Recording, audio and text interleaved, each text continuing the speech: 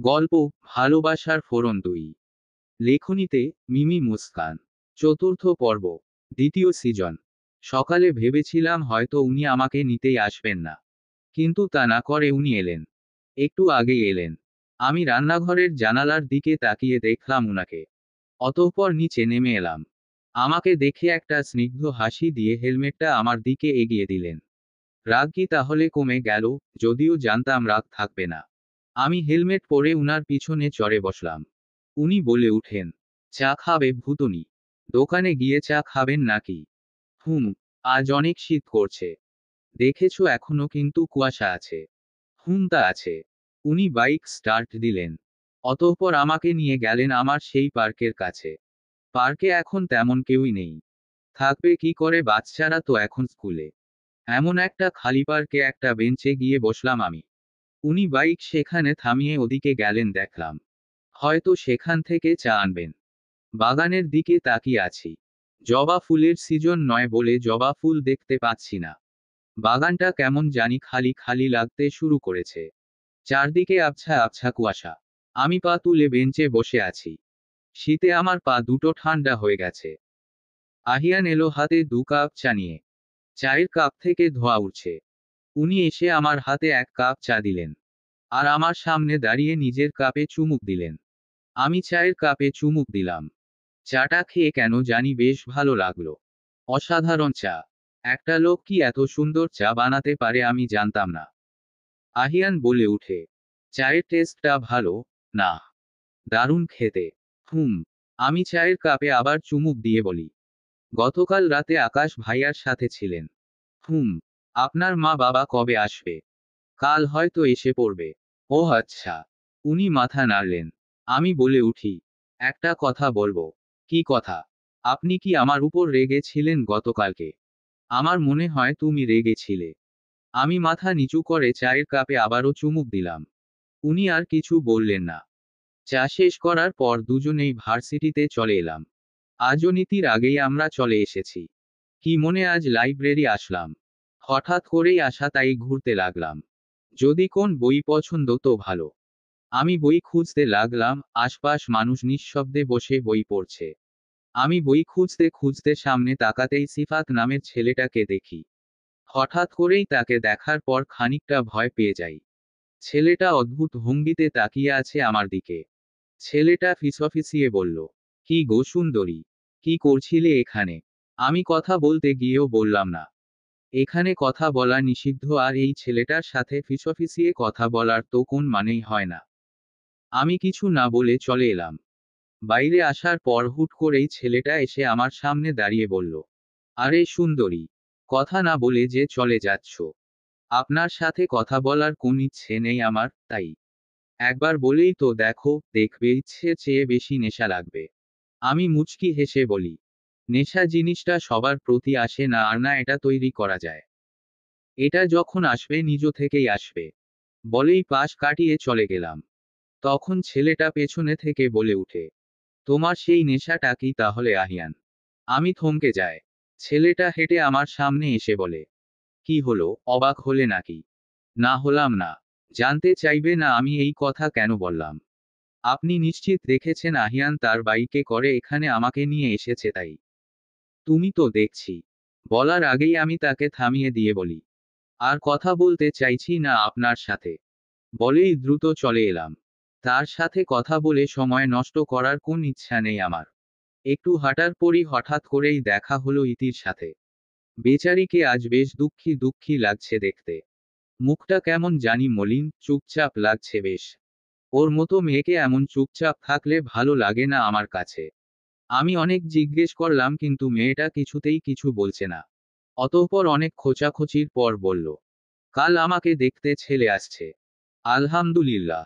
ভালো কথা তো।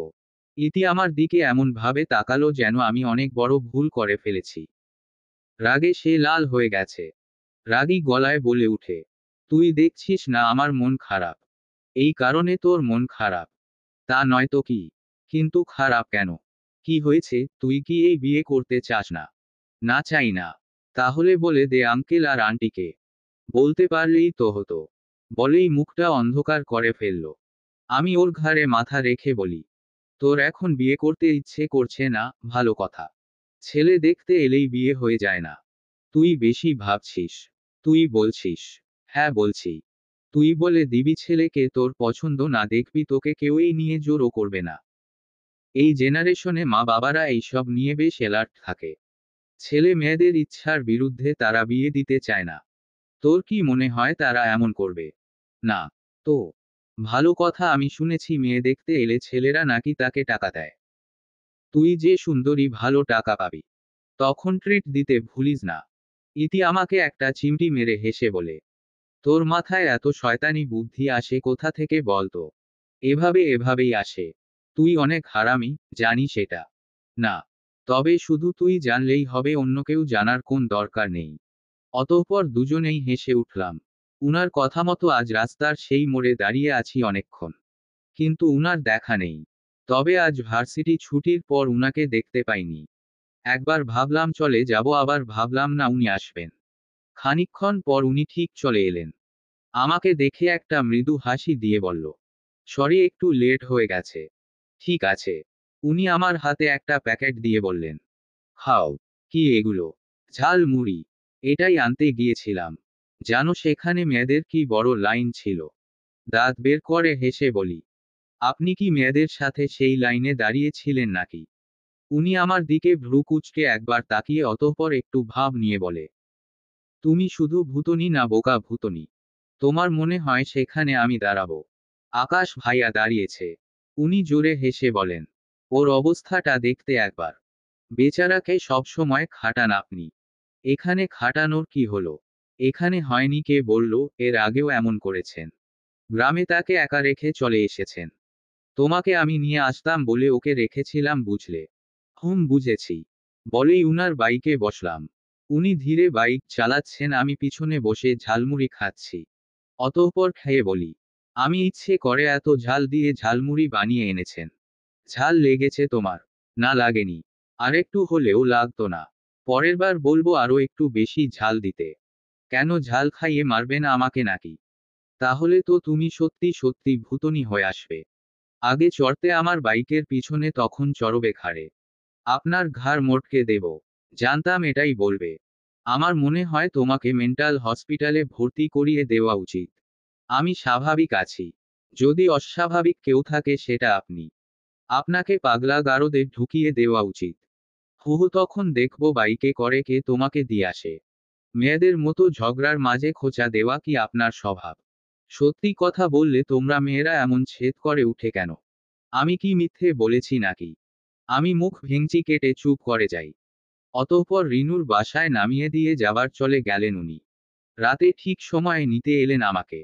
আমাকে বাসায় নামিয়ে দিয়ে চলে যেতে নিলেন। আমি বলে উঠি, চা খাবেন না আজ? না, ঘুম পাচ্ছে, বাসায় গিয়ে এখন ঘুমাবো। কাল রাতে আপনি ঘুমাননি। তুমি কিভাবে জানো? এমনই বললাম, দুই বন্ধু মিলে নিশ্চিত সারা রাত জেগেছেন। হ্যাঁ, আড্ডা দিয়েছিলাম ছাদে বসে। শেষ রাতে দুজনে মিলেই ছাদে ঘুমিয়ে পড়লাম। সকালে আন্টি এসে দুজনকে উঠালো। সাবধানে যাবেন, আপনার চোখে ঘুম। উনি মাথা নাড়লেন। আমি হেসে বলে উঠি, আপনি বরং এক কাপ চা খেয়ে যান। চোখের ঘুম কেটে যাবে। ওহু। আমি কিছু না বলে হাঁটা ধরব, তখনই উপর থেকে দাদু ডাকলেন, আহিকে। আরে নাতি যে। আহিয়ান হেসে উপরে তাকালেন। বলেন, কেমন আছেন দাদু? কেমন আর থাকবো দাদু। বুড়ো বয়স হলে আর যা হয়। তুমি তো ভুলেই গেলে তোমার এই দাদুকে। না দাদু, ভুলিনি। সময় হচ্ছিল না। আজ হবে। আসবে। তোমার দাদিকে তোমার জন্য চা চড়াতে বলি। আসছি দাদু। বলেই তিনি বাইক থেকে নামলেন। হেলমেট খুলে আমার দিকে তাকালেন। আমি দুই হাত বাহুতে গুজে তাকিয়ে আছি তার দিকে। তিনি হেসে বলেন, দেখলে আমার ভাগ্য আজ তোমার সাথে বাধা ছাড়তে চাইছে না। আমি উনার কথায় হেসে বাড়িতে ঢুকলাম। দাদু আর আহিয়ান বসার ঘরে সোফায় বসে সিগারেট খাচ্ছে আর গল্প করছে। দাদি আর আমি রান্না ঘরে। আমি বড়া ভাজছি। ডালের বড়া। দাদি কাই বানিয়ে আমাকে দিলেন ভাজতে। ডালের সাথে আরো অনেক কিছুই আছে। দাদি আমার পাশে দাঁড়িয়ে চা বানাচ্ছেন। দাদির হাতের চাও কিন্তু দারুণ। সকালে আহিয়ানের আনা চায়ের মতোই। দুজনকে 10-এর মধ্যে দিলে 10ই পাবে। বসার ঘর থেকে খুব খুব কাশির শব্দ আসছে। দাদা কাশছেন কিন্তু তবুও হাত থেকে সিগারেট ছাড়ছেন না। তিনি জানেন সিগারেট খাবার কারণেই আজ তার এই অবস্থা, তবুও এই অভ্যাস ছাড়তে রাজি না তিনি। দাদার কাশির শব্দ পেয়ে দাদি বলল, বুড়োর ঢং দেখছিস, কিভাবে কাশছে তাও সিগারেট খাওয়া বন্ধ করছে না। কেন গো দাদি, তুমি বলতে পারো না এসব বন্ধ করতে? মরণ বললে কি বলে জানিস? কি বলে? বুড়োর কথা শুনলে তুই হাসতে হাসতে পাগল হয়ে যাবি। তুমি বলো না। শোন বুড়ো বলে, সিগারেট নাকি আমার মতো। সে যেমন তার নেশা, আমিও নাকি তার নেশা। যদি সিগারেট ছাড়তে পারে তাহলে নাকি আমাকেও ছাড়তে পারবে, এতে কোন সন্দেহ নেই। আমি মিটিমিটি হেসে বলি, মন্দ কি, ভালোই তো বলেছে। দেখেছ কি ভালোবাসা? ভালোবাসা না ভীমরতি। বুড়ো বয়সে ভীমরতি ধরেছে, না হলে এই ধরনের কথা কে বলে? বলে কি না এই বুড়ো বয়সে আমাকে ছেড়ে দিবে হু হু। আমি আর না হেসে পারলাম না। জোরে জোরে হেসে দিলাম। আমি দাদিটা বুড়ো দাদার ভালোবাসা বুঝল না। দাদি আমাকে একটা ধমক দিয়ে বলল, থামো রে ছেমরি, এত হাসিস না। দাঁত মুখ থেকে বের হয়ে আসবে। দাদি, আমার দাঁত তোমার মতো না। আমি এখনো বুড়ি হইনি। বুড়ো হয়ে গেছি বলে আজ এই কথা বললি? যা বুড়োকে চা দিয়ে আয়। আমি চা নিয়ে গেলাম। দেখি তারা দুজনেও হাসছে। নিশ্চিত দাদা দাদির কোন মজার ঘটনা আহিয়ানকে বলেছে। আমি দাদাকে চা দিয়ে বলি, নাও তোমার বুড়ো বউ চা পাঠিয়েছে, বড়া আসছে একটু পর। দাদা হেসে চায়ের কাপ হাতে নিলেন। আহিয়ানকে চা দিলাম। সিগারেটের অ্যাশটরে তিনি সিগারেট নিভিয়ে চায়ের কাপ হাতে নিলেন। ভালোই দাদা নাতি দুজনেই সিগারেট খাচ্ছে একসাথে মিলেমিশে, আর কি লাগে। উনি চায়ের কাপ মুখে দিয়ে বলল, তোমার বুড়ি কিন্তু ভালো চা বানাতে পারে দাদু জানো। দাদা হেসে বলেন, এই চায়ের জন্যই তো তার প্রেমে পড়েছি। আমি উত্তেজিত হয়ে বলি, সত্যি দাদু?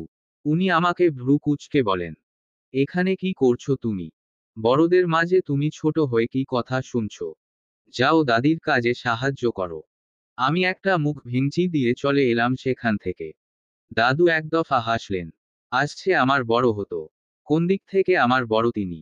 মানি না তাকে বড়। তার জন্য আমার মেজাজটাই বিগড়ে গেল। একরাশ রাগ নিয়ে ঢুকলাম রান্নাঘরে। দাদি বড়া ভেজে উঠিয়ে আমাকে দিলেন। আমি সাফ জানিয়ে দিলাম আমি যাব না, তুমি যাও। দাদি দু চারটে কথা শুনিয়ে বড়া নিয়ে চলে গেল। আজ শুক্রবার। ভার্সিটি ছুটি, কোন কাজ নেই বলেই বেশ বেলা করে ঘুম থেকে উঠলাম। ঘুম থেকে উঠে মিতু আপুকে দেখতে পেলাম না। মুন্নি আপু মরার মতো ঘুমাচ্ছ। তার এই ঘুম দুপুরের আগে ভাঙবে না আমি জানি। সে অনেক রাত জেগে বসে বসে ফোন টিপে বিধায় এত তাড়াতাড়ি তার ঘুম ভাঙবে না। আমি ঘুম থেকে উঠে ফ্রেশ হয়ে এসে রান্না ঘরে গেলাম। দেখি আপু রান্না করছে। আমাকে দেখে বলে উঠল, কিরে এতক্ষণে ঘুম ভাঙল তোর? জানি না কি করে এতক্ষণ ঘুমোলাম। তা ভালোই করেছিস, উঠেই বা কি করতি? আমি মাথা নেড়ে আপুর দিকে তাকালাম। দেখি মুচকি মুচকি হাসছে সে। আমি বলে উঠি, কি ব্যাপার আপু, তোমাকে আজ বেশ খুশি খুশি লাগছে। আমার কথায় আপু ভ্রু কুঁচকে আমার দিকে তাকালেন। হুট করেই মনে পড়ল আপুর আজ তার প্রেমিকার সাথে ঘুরতে যাবার কথা। আমি হেসে বলে উঠি, ও আজ তো তোমার ডেট। তা কখন যাচ্ছ? দুপুরের পর যাব। সেজে যাবে না? সেজেই যাব। তাকে বলেছি একটা সবুজ রঙের পাঞ্জাবি পরতে, আর আমি সবুজ রঙের একটা শাড়ি পরব। তা ভালো তো। কিন্তু, কিন্তুর কি হলো? আমি যে শাড়ি পরতে পারি না নিহা, কি করে পরব বলতো?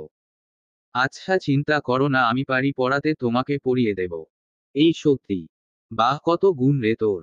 তা তোমার বোনকে কি বলবে? ওকে সব বলা আছে, চিন্তা করিস না। তাহলে তো হলোই। আপু শাড়ি পরবে বলে তার বড় ব্যাগটা থেকে প্রায় অনেকগুলোই শাড়ি বের করলো। আমি অবাক হয়ে বলি, এত শাড়ি কেন বের করেছো? আরে সবুজ রঙের শাড়িটা খুঁজে পাচ্ছি না। আগে থেকে গুছিয়ে রাখবে তো। মুন্নি আপু একবার চোখ ঘুরিয়ে আমাদের দিকে তাকিয়ে আবারও ফোনের দিকে মুখ গুজল। তার কানে হেডফোন, কিন্তু আমার মনে হচ্ছে না তিনি আদৌ কিছু শুনেছেন। আপুর শাড়ি পেয়ে গেল। আমারও নজর গেল একটা শাড়ির প্রতি। কালো একটা একটা শাড়ি। শাড়িটা সুতির শাড়ি, দেখতে বেশ ভালো। আপু আমার দিকে তাকিয়ে বলল, তুই চাইলে এটা পরতে পারিস। আমার কাছে ব্লাউজ এসব কিছু নেই আপু। আমার কাছে আছে। তোর হবে মনে হচ্ছে, আর একদিনই তো একটু পরবি। আমি এবারও মাথা নাড়লাম। অনেক ঝামেলা করে আপুকে শাড়ি পরালাম। ঝামেলাটা তার কারণেই হচ্ছিল। শুধু নড়াচড়া একটু স্থির ছিল না। আয়নার সামনে বসে আপু একাই সাজতেন লাগলো। চুলগুলো খোপা করে তাতে নকল ফুল লাগালো। চোখে গাঢ় কাজল, ঠোঁটে গাঢ় লাল রঙের লিপস্টিক আরও কিছু দিল। শেষ করলো কপালে একটা সবুজ রঙের ছোট টিপ দিয়ে। বেশ লাগছে তাকে দেখতে। আপু আমাকে বিদায় দিয়ে চলে গেল। আমি একবার ভাবলাম শাড়ি পরব না। বিছানায় চোখ পড়তেই দেখি মুন্নি আপু ঘুমিয়ে গেছে। অতঃপর একবার ভাবলাম পরেই দেখি। আপু সব কিছুই রেখে গিয়েছিল। কালো রঙের শাড়িটা পরেই ফেললাম। খোপা করা চুলগুলো ছেড়ে দিলাম। আমার চুল লম্বা বটে তবে ঘন নয়। তাও যা আছে বেশ আছে। শাড়ি পরে একা একাই আয়নায় দাঁড়িয়েছিলাম খানিকক্ষণ। আয়নার দিকে তাকতেই হঠাৎ উনার কথা মনে পড়ল। আজ সারাদিনে একবারও দেখা হয়নি উনার সাথে। আর না উনি এলেন আমার সাথে দেখা করতে। কি ভাবছি এসব? উনি আসবেন কেন, আর এটা কি কোন আহামরি ব্যাপার নাকি? শাড়ি পরেছি, দাদিকে গিয়ে একবার দেখিয়ে আসি। অতঃপর ঘর থেকে বের হয়ে সিঁড়ি দিয়ে উঠতে লাগলাম। হঠাৎ করেই বাইকের আওয়াজ পেলাম। মনে হলো উনি, আবার মনে হলো না এটা উনি না। উনি এখন কেন আসবেন, আর যদি আসতেনও তাহলে আমাকে তো এই বিষয়ে কিছু বলেননি। আমি সিঁড়ি বেয়ে উঠতে গেলাম। আবারও কেউ বাইকের হর্ন বাজাচ্ছে। একবার দেখলেই বা কি হবে, দেখি গিয়ে কে এসেছে। আমি সিঁড়ি কোণে দাঁড়িয়ে উপর থেকেই দেখলাম। সত্যি সত্যি উনি এসেছেন। উনাকে দেখে নিজের মুখে আচমকা হাসি ফুটল। ছুটে নিচে নামলাম। গেটের কাছে এসে দেখি উনি নিজের হেলমেট খুলছেন। তাকে দেখেই আমি চক্ষু চড়ক গাছ। শুধু আমার না, উনারও। দুজনেই একসাথে বলে উঠি, আপনি ভূতনি। আপনি এই রঙের পাঞ্জাবি কেন পরেছেন? তুমি এই রঙের শাড়ি কেন পরেছ? ওয়েট, তুমি শাড়িই কেন পরেছ? শখ হয়েছে তাই পরেছি। কেন? এই রঙের কেন পরলে? আগে বলুন, আপনি কালো রঙের পাঞ্জাবি কেন পরলেন? রং চুরি কেন করলেন? রং চুরি করতে কেন যাব? আম্মু বলেছে আজ এই পাঞ্জাবি পরতে, তাই পরেছি। আপনার মা বাবা চলে এসেছে। সকালে এসেছে, তা এখন তুমি বলো। কেন পরলে এই রঙের শাড়ি? বিয়ে লেগেছে তাই পরেছি। কার বিয়ে? আমার বিয়ে। দুবার বিয়ে তো ছেলেরা করে, তুমি করতে যাব কেন? রং লেগেছে তাই। উনি আমার দিকে তাকিয়ে বলে, তুমি সোজাভাবে কেন ওর দিতে পারো না বলো তো? আপনি সোজাভাবে কেন জিজ্ঞেস করছেন না বলুন? চরকির মতো শুধু ঘুরপাক খাচ্ছেন কেন? আচ্ছা বাদ দাও। বাইরে যাবা এখন? কেন বিয়ে ছেড়ে যেতে পারবা না নাকি? কেন যাব, আর কোথায় যাবে? মাটি দিতে যাবে আমাকে? বলেই উনি বাইকে গিয়ে বসলেন। আমি উনার দিকে তাকিয়ে মুখ ভেঙচি দিয়ে চলে এলাম। আচ্ছা, এই লোকটা কি ভালো কথা বলতে পারে না? ভালো কথা কেন বলবে? ভালো জিনিস কি আর খারাপ মানুষের পেটে হজম হয়? বদ মানুষের এক শেষ। ঘরে এসে ব্যাগ নিয়ে বের হতে যাব, হঠাৎ মনে পড়ল মুন্নি আপু তো ঘরে। তাকে না বলে খালি ঘরে একা ফেলে চলে যাব। এর মধ্যে তিনি আবার ঘুমাচ্ছেন। আমি তাকে ডেকে ঘুম থেকে উঠালাম। সে চোখ মেলে আমার দিকে তাকিয়ে হতচকিত বলল, শাড়ি পেলি কোথাও? আপু দিয়েছে। আমার ঘুম কেন ভাঙালি? আমি একটু বাইরে যাচ্ছি দরজা বন্ধ করে দেওয়ার জন্য। বাইরে কোথায় যাচ্ছিস? আমি ঘাবড়ে না গিয়ে বলি, ইতির সাথে যাচ্ছি। আমাকে নিতে এসেছে সে। আচ্ছা। অতঃপর আমি বের হয়ে এলাম। হেলমেট পরে বান্দা রেডি হয়ে বসে আছে। আমি সামনে আগাতেই উনি হেলমেটটা আমার দিকে দিলেন। আমি হেলমেট পরে উনার পিছনে চড়ে বসলাম। উনি বাইক চালাচ্ছেন, কিন্তু আমরা যাচ্ছি কোথায় সেটাই তো জানা হলো না। আচ্ছা, আমরা কোথাও যাচ্ছি। গন্তব্য ছাড়া পথ। আবার এটাও বলতে পারো সেখানে দু চোখ যায় সেখানেই যাব। ঝগড়া করে এসেছেন নাকি? না তো, তোমার কেন এটা মনে হলো? ঝগড়া করলেই মানুষ ঘর থেকে বের হয়ে বলে, যেখানে দু চোখ যায় সেখানে যাব। তুমি কি আমাকে তোমার মতো মনে করো? মানে, কিছু না। এভাবেই বের হলাম। মন চাইলো ঘুরতে তাই। আর সঙ্গ হিসেবে আমাকেই পেলেন। সারাদিন ঝগড়া করিনি তাই ঝগড়া করতে মন চাইল। আমি একটু রেগেই বলি, তার মানে আমি আপনার ঝগড়ার পার্টনার? উনি হেসে বলেন, ঠিক বলেছ। লাইফ পার্টনার হও আর না হও ঝগড়ার পার্টনার ঠিক হবে। এমন যদি হয় তোমার আর আমার 10 বছর পর দেখা, তখনও আমরা প্রথম আলাপ ঝগড়া দিয়েই শুরু করব। আমি উনার ঘাড় শক্ত করে ধরলাম। ইচ্ছে তো করছিল একটা চিমটি মেরে দিই। বলে কি না আমি সারাক্ষণ ঝগড়া করি।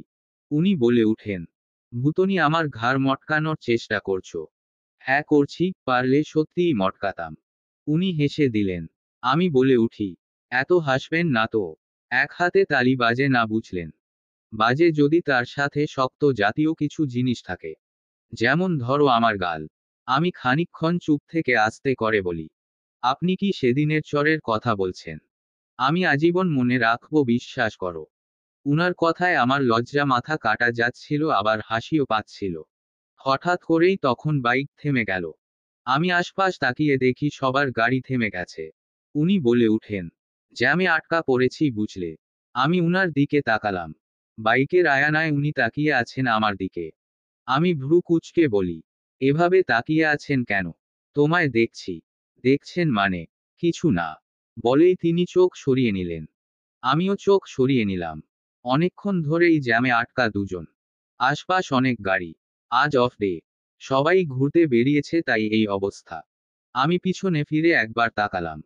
একটা রিকশায় একটা মেয়ে আর ছেলে বসে আছে। ছেলেটার মুখটাই দেখা যাচ্ছে, মেয়েটার মুখ দেখতে পারছি না। সে ছেলের ঘাড়ে মুখ গুজে আছে। রিকশার হুড তলা। ছেলেটার গায়ে সবুজ রঙের একটা পাঞ্জাবি। সবুজ রঙের পাঞ্জাবি দেখেই মনে পড়ল মিতু আপুর কথা। আমি সাথে সাথে মেয়েটার শাড়ি দেখলাম। হ্যাঁ, এটা মিতু আপুই, আর এটা তারই প্রেমিক। বাহ কি দৃশ্য! জ্যামে আটকা পড়ে হুড তোলা রিকশায় প্রেমিকার ঘাড়ে মাথা গুজে বসে আছে প্রেমিকা। যদি অনেকক্ষণ এই জ্যামে আটকা পড়ে থাকে তবেও তার খারাপ লাগবে না, বরং ভালো লাগবে। প্রেমিকের ঘাড়ে মাথা গুজার শান্তি সবাই পায় না। হয়তো ঠিক করেছে আজ দুজনেই সারাদিন রিকশায় করে ঘুরবে। চন্দ্র বিলাস, সমুদ্র বিলাসের মতো রিকশা বিলাস করবে আজ তারা। এই দৃশ্য সচরাচর আমার চোখে পড়ে না। তবে বলতে হবে ছেলেটা দেখতে বেশ সুদর্শন। মিতু আপুর সাথে বেশ মানাবে। ইস, মিতু আপুকে জ্বালাতন করতে পারবো না, না হলে খুব বলতাম এই কথা। খুব পোচাতাম তাকে। জিজ্ঞেস করতাম প্রেমিকের ঘাড়ে মাথা গুজে কি ভাবছিল সে। নিজেকে কেমন জানি অন্যরকম অন্যরকম লাগলো। এমন কথা তো আমি কখনো বলি না। প্রথম অনুভূতি হলো এমন কিছুর। কারণটা কি? হঠাৎ উনার কথায় ঘোর ভাঙল। এভাবে অন্যের উপর নজর দিও না। বেচারাদের সম্পর্ক ভেঙে যাবে। আপনার কি মনে হয় বলুন তো আমার নজর খারাপ? খারাপের চেয়েও খারাপ। ওহো! সামনে তাকিয়ে বসে রইলাম। আর তাকাবো না পিছনে। দেখলাম সামনের কিছু মেয়ে আমাদের দিকে তাকিয়ে আছে। মেয়েগুলোকে দেখতে কম বয়সী। আমি বলে উঠি, ওরা আমাদের কি এমন ভাবে দেখছে? দেখছে। কেন দেখছে? কারণ তুমি আর আমি এক রঙের শাড়ি আর পাঞ্জাবি পরেছি। এতে কি? এত উকি ঝুঁকি দিয়ে দেখার মানে কি? সেটা তুমি বুঝবে না। ভূতনীদের মাথায় এসব ঢুকে না। আর কিছুই বললাম না। কিছু জিজ্ঞেস করলেই শুধু অপমান করে। জ্যামের অবসান ঘটল। বাইক আবারও ছুটল। সেই রিকশাকে পেছনে ফেলে এগিয়ে যাচ্ছি আমরা। বাইক থামালেন উনি। বাইক এখানেই রেখে হাঁটতে লাগলেন। উনার পিছু পিছু আমিও হাঁটছি। আকাশে ভালো রোদ্দুর কমা, রাস্তার দুপাশে জমজমাট ভিড়। আশপাশ অনেক দোকানে ছোটখাটো ভিড়। আমি আর উনি হেঁটেই যাচ্ছি। ভিড় বাড়ছে। এক পর্যায়ে উনি আমার হাত ধরে আমাকে উনার সামনে দাঁড় করিয়ে বলেন, হাঁটো। আমি হাঁটছি সামনে আর উনি পিছনে। অনেক কাপল এসেছে এখানে। ছেলে আর মেয়ের গায়ে এক রঙের পাঞ্জাবি আর শাড়ি। একদম আমাদের মতো। উনি পেছনে থেকে আমার চুলগুলো ধরে বলেন, এগুলো বাদ, আমাকে জ্বালাতন করছে। তুমি যেমন তোমার চুলও তেমন। সারাক্ষণ আমাকে জ্বালাতন করার ধান্দায় থাকো। ভূতনির চুল তো তাই, চুলও আমার কথা শুনে। বলেই আমি হেসে দাঁড়িয়ে চুলগুলো খোপা করলাম। ভিড় কাটিয়ে দুজনে একটা শান্ত জায়গায় এলাম। যদিও এটা শান্ত জায়গা না। সামনেই একটা চায়ের দোকান। উনি আমাকে নিয়ে বসলেন সেখানে। 2 কাপ চা দিতে বললেন। আমার দিকে তাকিয়ে বললেন, চুলগুলো খুলে ফেল। কেন? জানি না, কেমন জানি লাগছে তোমায় দেখতে। তাহলে তো ভালো খুলব না। বলেই হেসে দিলাম। এর মাঝেই আশপাশ থেকে একটু হইচই এর শব্দ পেলাম। একজন ছেলে হাঁটু গেড়ে এক গাদা ফুলের তোড়া নিয়ে একটা মেয়েকে প্রপোজ করছে। তার আশেপাশে তার বন্ধুরা তাকে চেয়ার আপ করছে। মেয়েটা হেসে ফুলগুলো হাতে নিতেই হইচই জোরে হলো। এর মাঝেই আমার চুলগুলো আমার ঘাড়ে এসে পড়ল। উনি চুলগুলো খুলে ফেলেছেন। আমি তাকিয়ে দেখি উনি আমার দিকে তাকিয়ে দাঁত বের করে হাসছেন। আপনি দেখলেন কি? আমি চোখ দিয়ে ইশারা করলাম। উনি সেখানে একবার চোখ বুলিয়ে বলেন, এসব দেখে আমি কি করব? কিছুই না। বলেই একটা দীর্ঘশ্বাস ফেললাম। চা চলে এলো। একটা বৃদ্ধ লোক চা দিয়ে গেলেন। তার মুখে তখন মায়া ভরা একটা হাসি ছিল। চাগুলো দেওয়া হয়েছে মাটির কাপে। আমি চায়ে চুমুক দিয়ে থম মেরে গেলাম। এনার চা দাদির থেকেও অনেক ভালো। আমি ভাবতাম দাদিই হয়তো বিশ্বের সেরা চা বানান, কিন্তু আমার সেই ভুল তিনি ভাঙালেন। কে জানে, তার মতো এমন আর কজন আমার ভুল ভাঙাবে। আচ্ছা, দাদু কি তার চা খেয়ে প্রেমে পড়তেন? চা খায়ে দুজনেই কিছুক্ষণ হাঁটলাম। উনি আমাকে এইবার নিয়ে গেলেন ফুচকার দোকানে। নিজেই বললে 2 প্লেট ফুচকা দিতে।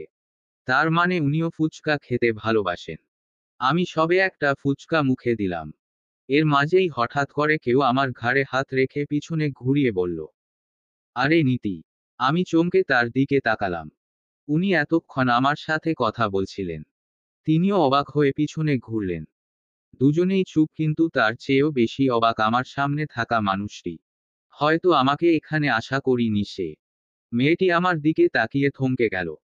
আহিয়ান প্রথমবার নীতি নাম শুনে অবাক হলেও মেয়েটাকে দেখে এখন সে শান্ত। চুপচাপ ফুচকা খাচ্ছে। মেয়েটা আর কেউ না, টিনা। সেও যেমন আমাকে দেখে চুপ, আমিও চুপ। টিনা আহিয়ানের দিকে তাকিয়ে দেখে উনি ফুচকা খাচ্ছে। টিনা বলে উঠে, আহি। আহিয়ান বলে উঠে, ফুচকা খাবি? উনার কথায় আমি আর টিনা দুজনেই থমকে গেলাম।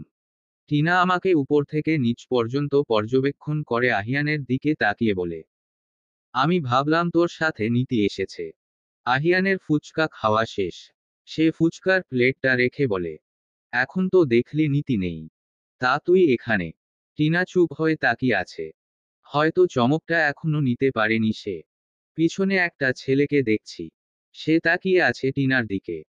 মনে হচ্ছে অপেক্ষা করছে, হয়তো টিনার জন্য তার সাথেই এসেছে। আহিয়ানও দেখল ছেলেটাকে। অতঃপর আমাকে বলল, দাঁড়িয়ে থাকবে নাকি শেষ করবে? আর খাবো না। তাহলে রেখে দাও। উনি আমার হাত থেকে প্লেটটা নিয়ে রেখে দিলেন। টিনা অদ্ভুত চোখে তাকিয়ে আছে। আহিয়ান টিনাকে বলল, কিছু বলবি? টিনা মাথা নাড়িয়ে না বলল। উনি টিনার সামনে আমার হাত ধরে নিয়ে চলে গেল। টিনা মনে হচ্ছে একের পর এক শখ খাচ্ছে, তার সাথে আমিও। কিছুতেই এই শখ থেকে বের হতে পারছি না। আমি পিছনে ফিরে একবার টিনাকে দেখতে চাইলাম। উনি আমাকে বলেন, পিছনে ফিরো না, চুপচাপ সামনে হাঁটো। আমি কোন কথা না বলে চুপচাপ হেঁটে যাচ্ছি। সন্ধ্যা নেমে গেছে। আমি উনার বাইকের পেছনে বসে আছি। উনি বাইক চালাচ্ছে। আমার মন কেমন জানি লাগছে। এরপর কি হবে? নীতি কি আমায় আস্ত রাখবে? আচ্ছা, এরপর কি হবে? কি আর হবে? নীতি তোমার ক্লাস নিবে। আপনার কি মজা লাগছে? না, তা কেন লাগবে? তাহলে এভাবে কেন বলছেন? যা সত্যি তাই তো বললাম। আপনি জানেন আমি কতটা ভয় পাচ্ছি। ভয় কেন পাচ্ছ? ও কি বাঘ না ভাল্লুক? না, তা না। তাহলে তোমার মতোই মানুষ সে। সে তোমাকে বলতে পারলে তুমি কেন পারবে না? কারণ আমি ওর মতো না। ওকে কিছু বলতে হলে ওর মতো হতে হবে, না বুঝলে? আমি মাথা নিচু করে নিলাম। আমি সত্যিই পারবো না ওর সাথে। কেন জানি ভয় করে ওকে। সাহস হয় না কিছু বলার। বাসায় নামিয়ে দিয়ে চলে গেলেন। মাথায় টেনশন নিয়ে ঘরে গিয়ে বসলাম। এর মাঝেই মুন্নি আপু এলো। বলে উঠে, কোথায় গেছিস? এখানে। ইতি কি ছেড়ে দিল তোকে এখানে? হুম। বাসায় আনলি না কেন? আসতে চাইলো না। ও আচ্ছা। হুম। অতঃপর আপু উঠে চলে গেল। কেন এত কিছু জিজ্ঞেস করলো, কি জানতে চাইলো, আমি কিছুই জানি না। আমার মাথায় শুধু ঘুরছে নীতির কথা। কি হবে কাল? পরদিন ভার্সিটি যাব না বলেই ভেবে রেখেছিলাম। কিন্তু আজ না গেলে তো পরেও যাব, তখন তো ঠিকই আমায় পাবে। কিন্তু আজ আহিয়ানের সাথে যাব না। কারণ আমি জানি আজ নীতি ভার্সিটিতে সবার আগে এসে বসে থাকবে। আর তখন আমাদের একসাথে দেখলে আরো আমার উপর রাগ ঝাড়বে। আমি আগেই বের হয়ে গেলাম। ভার্সিটিতে এসে পৌঁছালাম। যা ভেবেছিলাম ঠিক তাই। নীতি অনেক আগেই এসেছে। শুধু সে না, তার সাথে টিনা, আনিকা, নাহান, সরানো আকার আর সিফাতো।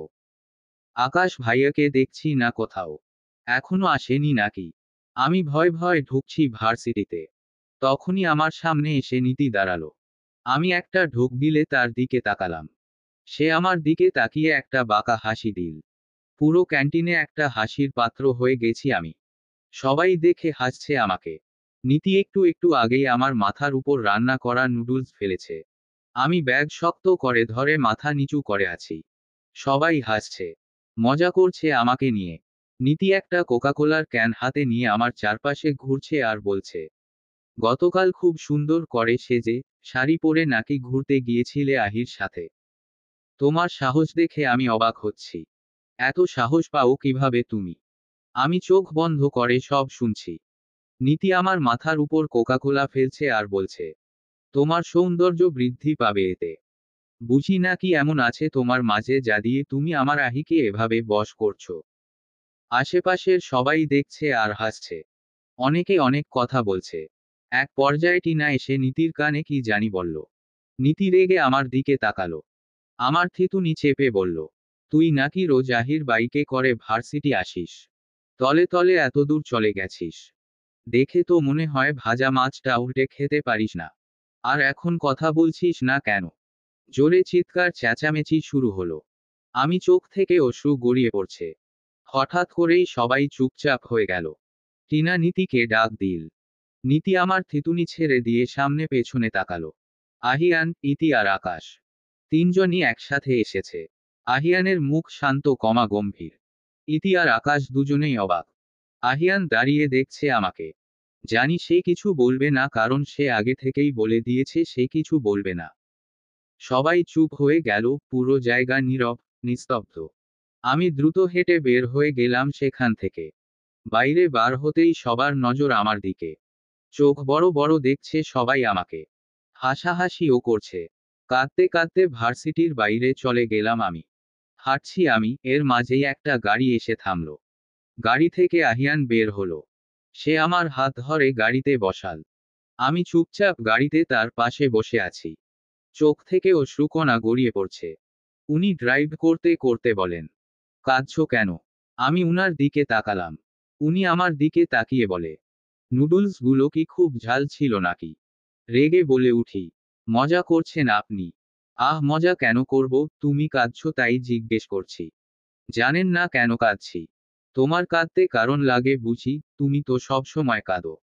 তোমার নাম কাঁদুনি ভূতনি হওয়া দরকার ছিল। আমাকে এখানে নিয়ে এসে কি বোঝাতে চাইছেন আপনি? কি কি বোঝাবেন মানে? সবার সামনে কেন কিছু বলেননি আপনি? তোমাদের মেয়েদের ঝগড়ার মাঝে আমি কি বলবো? কেন এভাবে তো দেখাতেন আসেন আপনি আমার স্বামী, তো সেখানে কেন পালন করলেন না স্বামীর দায়িত্ব? তুমি বলো সেখানে আমার দায়িত্ব কি ছিল? কি ছিল মানে? অনেক দায়িত্ব ছিল। সবাইকে বলা উচিত ছিল আমি আপনার স্ত্রী। কেন তারা আমাকে এভাবে হেনস্থা করছে, কোন সাহসে? উনি গাড়ি থামিয়ে আমার দিকে তাকিয়ে হেসে বলে, কথাটা তো তুমিও বলতে পারতে তাই না? উনার কথায় থতমত খেয়ে গেলাম। কিছুক্ষণ উনার দিকে তাকিয়ে চোখ নিচে নামিয়ে ফেললাম। উনি আবারও গাড়ি চালাতে শুরু করেছেন। আমি ধীরে ধীরে বলি, আমি বললেই কি তারা বিশ্বাস করতো নাকি? সেটা পরের ব্যাপার। বিশ্বাস করার দায়িত্ব আমার। তোমাকে আমি জোর করে শুধু বিয়েই করেছি, কখনো জোর খাটাইনি। আর না খাটাবো। তুমি আমার পরিচয় চাও না তাই আমি দিইনি।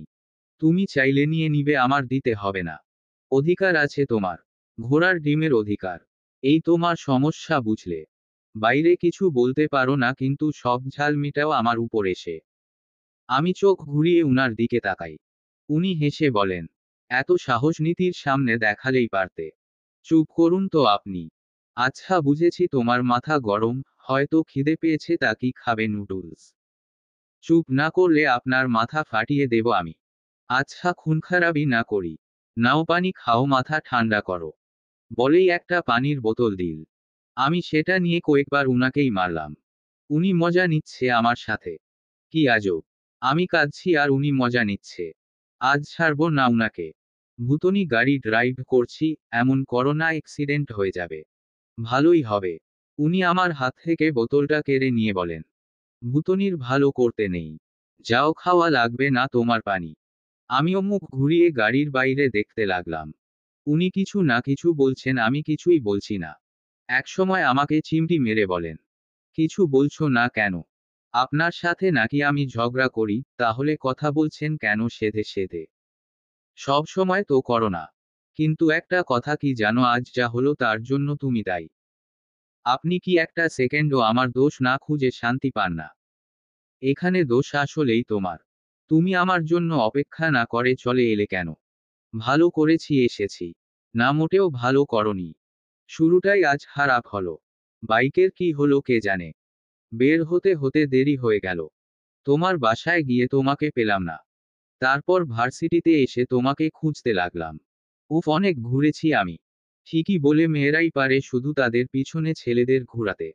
আর তুমি তো ভূতনি। আমাকে চরকার মতো ঘুরিয়ে ছাড়লে। তো এখানে আমার দোষ কি? আপনার সাথে যখন আসতাম তখন হয়তো কিছু বলতো না, তাই বলে কি পড়ে পেত না। ক্ষোভ জমিয়ে রেখে পড়ে শোধ তুলতো। তুমি ওদের এত ভয় কেন পাও বুঝছি না। আমি আর কথা বাড়ালাম না। চুপ হয়ে গেলাম। হ্যাঁ, ভয় আমি পাই। যাকে ভয় পাই এমনেতেই পাই। এখন সাথে যে কেউই থাকুক না কেন আমার ভয় তখনও কমে না। ভয়টা যে আঁকড়ে ধরেছে আমায়। বাসার সামনে নামিয়ে দিয়ে চলে গেলেন উনি। আমি দ্রুত সিঁড়ি বেয়ে ঘরে চলে এলাম। সোজা ঢুকলাম গোসলখানায়। গোসল করে বের হয়ে এসে বসে রইলাম রান্নাঘরের মেঝেতে। দেওয়ালে ঠেসে মাথা ঠেকিয়ে বসে রইলাম। ঘুমিয়ে গেলাম কখন গেলাম টের পেলাম না। দরজা ধাক্কানোর আওয়াজে ঘুম ভাঙল আমার। কে আছে দরজার ওপাশে এমন ভাবে দরজা ধাক্কাচ্ছে মনে হচ্ছে আজ দরজা ভেঙেই ফেলবো। আমি উঠে চোখ ঢুলতে ঢুলতে দরজার কাছে গেলাম। খুলে দেখি উনি আমার দিকে তাকিয়ে আছে। আমি চোখ খুলতে ঢুলতে বলে, আপনি? এত গভীর ঘুম তোমার? কখন থেকে দরজা নক করছি। নক করছিলেন না, দরজা ধাক্কা দিয়ে ভেঙে ফেলছিলেন? ভ্রু কুঁচকে বলে, ঘরে ঢুকতে দেবে না নাকি? আমি দরজা ছেড়ে দাঁড়ালাম। উনি ঘরের ভেতর এলেন। দরজা বন্ধ করে উনাকে বলি, কেন এসেছেন? ভাবলাম তুমি যদি মরে টরে যাও তাই দেখতে এলাম। মরতে যাব কেন? উনি বিছানায় গিয়ে বসে বলেন, বাহ, যা হলো আজ তোমার সাথ। অন্য কেউ হলে তো সুইসাইড করতো, কিন্তু তুমি তো দেখছি আরামসে ঘুমাচ্ছিল। আপনি আমাকে খোঁচা মারছেন কেন? তোমাকে কিছু বললেই তোমার কেন মনে হয় বলো তো আমি তোমার খোঁচা মারছি? আমি মুখ বন্ধ করে দাঁড়িয়ে রইলাম। আজাইরা কথা ছাড়া কিছু আসে না উনার মুখে। আমি বলে উঠি, চা খাবেন? না, তুমি এখানে আসো। কেন? দরকার আছে। আমি সামনে যেতেই উনি হাত ধরে আমাকে বসালেন। অতঃপর প্যাকেট থেকে একটা বক্স বের করে আমাকে দিলেন। কি এটা? ফোন। ফোন নিয়ে আমি কি করব? কথা বলবে? আমাকে কল করবে কে? আমি করব। কেন করবেন? প্রেম করার জন্য। কি হহ? হ্যাঁ। বাক্সটা আমার মাথায় মেরে স্টুপিড ভূতনি। আপনি অসভ্য। তুমি ভূতনি। গালাগালি কেন করছেন? আর মারছেন কেন? তুমি বোকা বোকা কথা কেন বলছো? ফোন রেখে দিবা? আমি বলছি তাই। কথা বলবে তোমার চাচার সাথে, মা সাথে, বাবার সাথে। আপনার ফোন আমি কেন নেব? সকালে না বললে আমি স্বামীর দায়িত্ব কেন পালন করি না, এই যে করলাম। এটা শুরু। কচু। আসছে নাটক দেখাতে। এই বকবক করা রেখে চা বানাতে যাও তো। তোমার বকবকে আমার মাথা ধরে গেছে। হু হো। তো আসছেন কেন? তুমি যাবে। আমি উঠে চলে যেতে নিলাম, উনি আমার হাতে ফোনটা দিয়ে বলেন, দেখো পছন্দ হয় কি না। আমি মুখ ভেঙচি দিয়ে ফোনটা হাতে দিয়ে রান্নাঘরে এলাম। এর মাঝেই ফোনটা বেজে উঠল। ব্যাপারটা কি হলো? ফোন বাজলো কিভাবে? আর কালই বা করলো কে? আমি তাকিয়ে আছি ফোনের স্ক্রিনের দিকে। এদিকে ফোন বেজে যাচ্ছে। ফোনটা রিসিভ করে কানের কাছে নিয়ে চুপ হয়ে থাকি। ওপাশ থেকেও চুপ। নিঃশ্বাসের শব্দ পাচ্ছি আমি। বলে উঠি, হ্যালো। ওপাশ থেকে বলে উঠে, ভূতনি। আমি ঘরে এসে উকি দিয়ে দেখি উনি কানে ফোন নিয়ে খিলখিলিয়ে হাসছে। কোমরে হাত রেখে বলে, এটা কি হলো? কি আর হবে, দেখলাম তুমি আমার গলা চিনতে পারো কিনা। আমার সেই কুখ্যাত ডাকনাম শুনে যে কেউ চিনতে। কুখ্যাত কেন বলছো বলো, বিখ্যাত। নাম্বারটা সেভ করে রাখো, পারলে মুখস্থ করো। যখন দরকার পড়বে তখনই ফোন করবে। আমি কোন সুপার হিরো না যে তুমি বিপদে পড়লেই আমি বুঝে চলে আসব। বুঝলে? কিন্তু আজ পর্যন্ত তো এমনটাই হয়েছে বলে আমার মনে হয়। তবে সময় সাপেক্ষ। যদি আমি বুঝতে পারতাম তাহলে আমি আরো আগেই আসতাম। নীতিকে কিছু বলেছেন? চা আনতে বলেছিলাম তোমাকে। আমি মুখ ভেঙচি দিয়ে উঠে গেলাম। কিছুক্ষণ পর চা নিয়ে এসে উনার সামনে বসলাম। দেখি উনি নিজের জ্যাকেট খুলছেন। আমি ভ্রু কুঁচকে বলি, জ্যাকেট খুলছেন কেন? গরম লাগছে তাই। গরমের মধ্যে চা খাবেন? চা খাবো মাথা ব্যথা কমাতে। বলেই চায়ের কাপ নিয়ে চুমুক দিলেন। আমি চায়ের কাপে চুমুক দিয়ে বলি, কিছু বলেছিলেন নীতিকে? উনি শীতল গলায় বলেন, ওকে কিছু বলার চেয়ে কথা না বলে থাকা ভালো। মানে? মানে না এমন তুমি কারো উপর বেশি রেগে থাকলে তার সাথে কথা বলা বন্ধ করে দাও। সে এমনিতেই নিজের ভুল বুঝতে পারবে। আপনাদেরকে বন্ধুত্ব তো অনেক দিনের।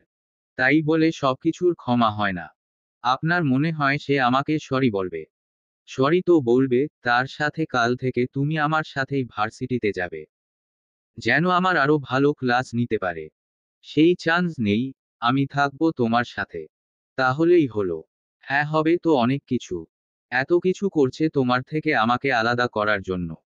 কিন্তু এত কিছুর পরও যদি দেখে তুমি আমার সাথেই আছো তখন নিজ থেকেই হার মেনে যাবে। আপনার মনে হয় নীতি সেই দলের লোক? না, তবে মানুষ বদলাতে সময় লাগে না। উনার কথায় একটা দীর্ঘশ্বাস ফেললাম। অতঃপর উনি আমার ফোন থেকেই চাচাকে কল করলেন। চাচা, মা বাবা সবার সাথে কথা বললাম। মাকে বলে দিলাম এটা আমার ফোনের নাম্বার। যখন মন চায় সে যেন তখনই কল করে। দুজনেই একসাথে বের হলাম। আমাকে বাইকে করে রিনুর বাসার সামনে নামিয়ে দিলেন। আমি উনাকে বিদায় দিয়ে তিনতলায় উঠলাম। রিনুরা তিনতলায় থাকে। দরজা নক করতেই রিনুর মা দরজা খুলে আমার দিকে অদ্ভুত দৃষ্টিতে তাকালেন। তার তাকানোতে আমি একটু হাসার চেষ্টা করলাম। আমি রুমে গিয়ে বসলাম। তিনি আমার পাশে এসে বসলেন। আমি বলি, রিনু নেই। এই একটু বাইরে গেছে, এসে পড়বে। আচ্ছা নিহা, তোমাকে একটা কথা জিজ্ঞেস করি? জি করুন। তিনি অস্বাভাবিক দৃষ্টিতে আমার দিকে তাকালেন। তার চাহনিতে আমার শরীর শিউরে উঠল। কে জানে কি জিজ্ঞেস করবে। উনি বলে উঠেন, তোমার সাথে যে ছেলেটা রোজ আসে সে কে? তার কথায় আমি বেশ ভালোভাবেই চমকে যাই। তবুও নিজেকে স্বাভাবিক করে বলি, কোন ছেলে? মিথ্যে বলো না। আমি জানি তুমি একা থাকো। তোমার সেই দাদা দাদি তোমার একমাত্র আশ্রয়, কিন্তু ইদানিং দেখছি তুমি প্রতিদিন একটা ছেলের বাইকে করে আসো। সে কে? বলেই সন্দেহের দৃষ্টিতে আমার দিকে তাকিয়ে আছে। আমি তৎক্ষণাৎ বলি, আন্টি সে আমার বন্ধু। উনার চোখ থেকে সন্দেহ এবার চলে গেল। শীতল গলায় বলেন, ছেলে বন্ধুরা সবসময় ভালো হয় না। এই শহরে তুমি একা থাকো, তোমারটা তোমার নিজেকেই দেখতে হবে। মেয়ে মানুষ হলো ফুলের মতো। এর সৌন্দর্য সবাই নিতে চায়, কিন্তু সবাই সেটা রাখতে চায় না। একবার তার সৌরভ নিয়েই ছুঁড়ে ফেলে দেয়। তোমাকে তাই সাবধান করছি, সতর্ক থেকো। তার কথায় আমি ভালো মেয়ের মতো নাড়লাম। তিনি হয়তো আরো কিছু বলতে চেয়েছিলেন কিন্তু তা আর বলা হলো না। দরজা আবারও কেউ নক করল। রিনু এসেছে। তাকে দোকানে পাঠানো হয়েছিল কিছু আনার জন্য হয়তো। পলিথিন ব্যাগটা আম্মুকে দিয়ে আমার কাছে চলে আসে সে। রিনুকে পরিয়ে বের হলাম, তোহার বাসায় যাওয়ার জন্য বের হই। রাস্তায় হাঁটছি আর রিনুর আম্মুর কথাগুলো ভাবছি। তার মানে আমাকে আর আহিয়ানকে দেখেছিলেন একসাথে। আর সেটা একবার না অনেকবার, তাই তো এই কথা বলেছেন। এসব ভেবে একটা দীর্ঘশ্বাস ফেললাম। কারণ তিনি আর যাই বলুক না কেন এসব আমার ভালোর জন্য ভেবেই বলেছেন। তিনিও আমার ভালো চান তাহলে। সন্ধ্যায় উনি আমাকে বাসার সামনে নামিয়ে দিয়ে চলে গেলেন। ইয়ান নাকি তাকে বলে দিয়েছে জলদি জলদি বাসায় ফিরতে। ২-৪ বার ফোনও দিয়ে ফেলেছে বাইকে চালানোর সময়। তাই আর উনি আজ থাকলেন না। আমি ঘরে না গিয়ে গেলাম দাদা দাদির কাছে। কিছুক্ষণ তাদের সাথে গল্প করার জন্যই গেলাম তাদের কাছে। অতঃপর গল্প করে বের হতে অনেক দেরি হয়ে গেল। ঘরে এসে দেখি ঘরের দরজা খোলা। এর মানে মিতু আর মুন্নি আপু চলে এসেছে। ঘরে এসে ব্যাগটা বিছানায় রেখে বসে পড়লাম। মিতু আপু রান্নাঘর থেকে বলল, নিহা চলে এসেছিস? হুম আপু। এত দেরি হলো যে? আরো আগেই এসেছি, দাদির কাছে ছিলাম। ও আচ্ছা। বাথরুম থেকে মুন্নি আপু বের হলো। তোয়ালে দিয়ে মুখ মুছতে মুছতে আমাকে বলল, বাসায় আজ কেউ এসেছিল? না তো। তোর সাথে দেখা করতে কেউ আসেনি? না তো। কোন মেয়ে? আমি ভ্রু কুঁচকে বলি, না। আপু চোখ মুখ শক্ত করে বলে, কোন ছেলে? আমি চোখ বড় বড় করে তাকিয়ে রইলাম। মিতু আপু হাতে খুন্তি নিয়ে রান্নাঘর থেকে বের হয়ে বলল, কি সব বলছিস তুই মুন্নি? মুন্নি আপু কোন ভাবান্তর হলো না? সে তোয়ালে রেগে বিছনায় গা এলিয়ে দিয়ে শীতল গলায় বলল, কি জিজ্ঞেস করলাম নিহা, কোন ছেলে এসেছিল? না তো। তুই শিওর? আমি হাঁ হয়ে তাকিয়ে রইলাম। আশার মধ্যে শুধু আহিয়ান এসেছিল। ওর কথা বললে সবাই এখন খারাপ ভাববে। মুন্নি আপু আবারও বলে উঠে, কিছু বলছিস না কেন? মিতু আপু বলে, ও যখন একবার না বলেছে তারপরও এতবার জিজ্ঞেস করছিস। করছি, তার কারণ আছে। কি কারণ? মুন্নি আপুর কথায় আমার বুক কেঁপে উঠল। পুরো শরীর কাঁপতে লাগলো। মুন্নি আপু বিছানার ওপাশ থেকে একটা জ্যাকেট বের করে বলল, এটা কার নিহা? আমি অবাক চোখে তাকিয়ে আছি। এই জ্যাকেট তো আহিয়ানের। তার মানে উনি জ্যাকেট নিতে ভুলে গেছেন আর এটা মুন্নি আপুর হাতে পড়েছে। ইয়া আল্লাহ, এটাই বাকি ছিল। শেষমেশ মুন্নি আপু, কিরে কিছু বল। আপু, মিতু আপু বলে, হয়তো এটা নিহার, কিন্তু এটা ছেলেদের। এখন কি ছেলে আর মেয়ে আছে নাকি? যার যেটা পছন্দ সে সেটাই পরে। কিন্তু নিহাতকে তো কখনো এটা পড়তে দেখেনি। আমি একটা দীর্ঘশ্বাস নিয়ে বলি, আপু এটা আমার না। মিতু আপু কপাল কুঁচকে আমার দিকে তাকায়। মুন্নি আপু হেসে বলে, জানতাম। এখন বল এটা কোন ছেলের? কোন ছেলের না আপু? এটা ইতির। গতকাল আমরা দুজন বের হয়েছিলাম না? ইতি এই জ্যাকেট পরে এসেছিল। পরে গরম লাগছিল বলে খুলে আমার হাতে দেয় আর আমি নিয়ে আসি। কই, আমি তো কাল তোর হাতে এটা দেখলাম না। হাতেই তো ছিল। হয়তো তুমি খেয়াল করনি। কিন্তু, বলার আগেই মিতু আপু বলে, তুই কখনো ভালোভাবে কিছুই দেখিস না। এটা ওরই ছিল, হয়তো তুই খেয়াল করিসনি। এখন বাদ দে তো এসব। বলেই মিতু আপু রান্নাঘরে চলে গেল। মুন্নি আপু খানিকক্ষণ আমার দিকে তাকিয়ে জ্যাকেটটা আমার কাছে দিল। বাহ, কি সুন্দর, মিথ্যে বললাম আমি। যদিও মনে হচ্ছে না মুন্নি আপু সেটা বিশ্বাস করেছে। তার মনে নিশ্চিত এই ব্যাপারে কিছু চলছে। পরপর 3 দিন ভার্সিটিতে গেছি। আহিয়ান 3 দিনই চিপকে আমার সাথে লেগেছিল। আমাকে ভার্সিটিতে নিয়ে আসা থেকে শুরু করে ক্লাস শেষ হওয়া অবধি ক্লাসের বাইরে থাকতো। নীতির সাথে এই 3 দিন কোন কথা বলেনি সে। শুধু তিনি না, আকাশ ভাইয়াও চুপ। এর মাঝে ঘটেছে আরেকটা কাণ্ড। ইতি আমার আর আহিয়ানের বিয়ের ব্যাপারটা জেনে গেছে। এই নিয়ে বেশ হইচই করেছে সে। তবে আমি তাকে জানিয়ে দিয়েছি একথা যেন সবাই না জানে। কারণ আহিয়ানের মা বাবা এখনো বিয়ের কথা জানে না। তারা জানার আগে অন্য কেউ এই ব্যাপারে জানলে সেটা আহিয়ানের বাবার কানে যেতে সময় লাগবে না। নিজের ছেলের বিয়ের কথা অন্য জনের মুখ থেকে শুনলে অবশ্যই তার সেটা ভালো লাগবে না। বলা বাহুল্য, আহিয়ান টিনা থেকে শুরু করে নাহান এদের কারো সাথেই কোন কথা বলছে না।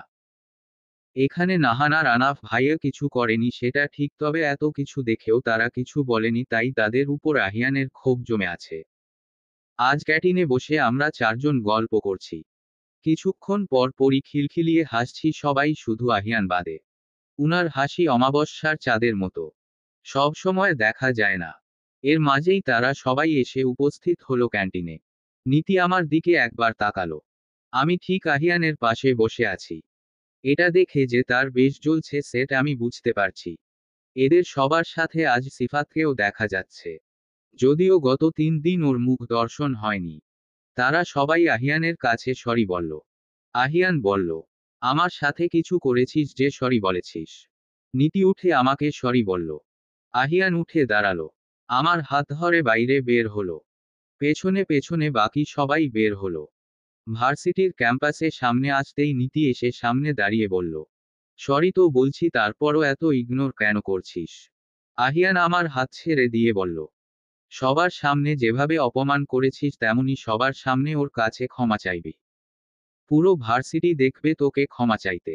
আহি, পাগল হয়েছিস? তোর কাছে যা মনে হয়। 30 সেকেন্ড দিলাম, এর মধ্যে ভেবে নে কি করবি।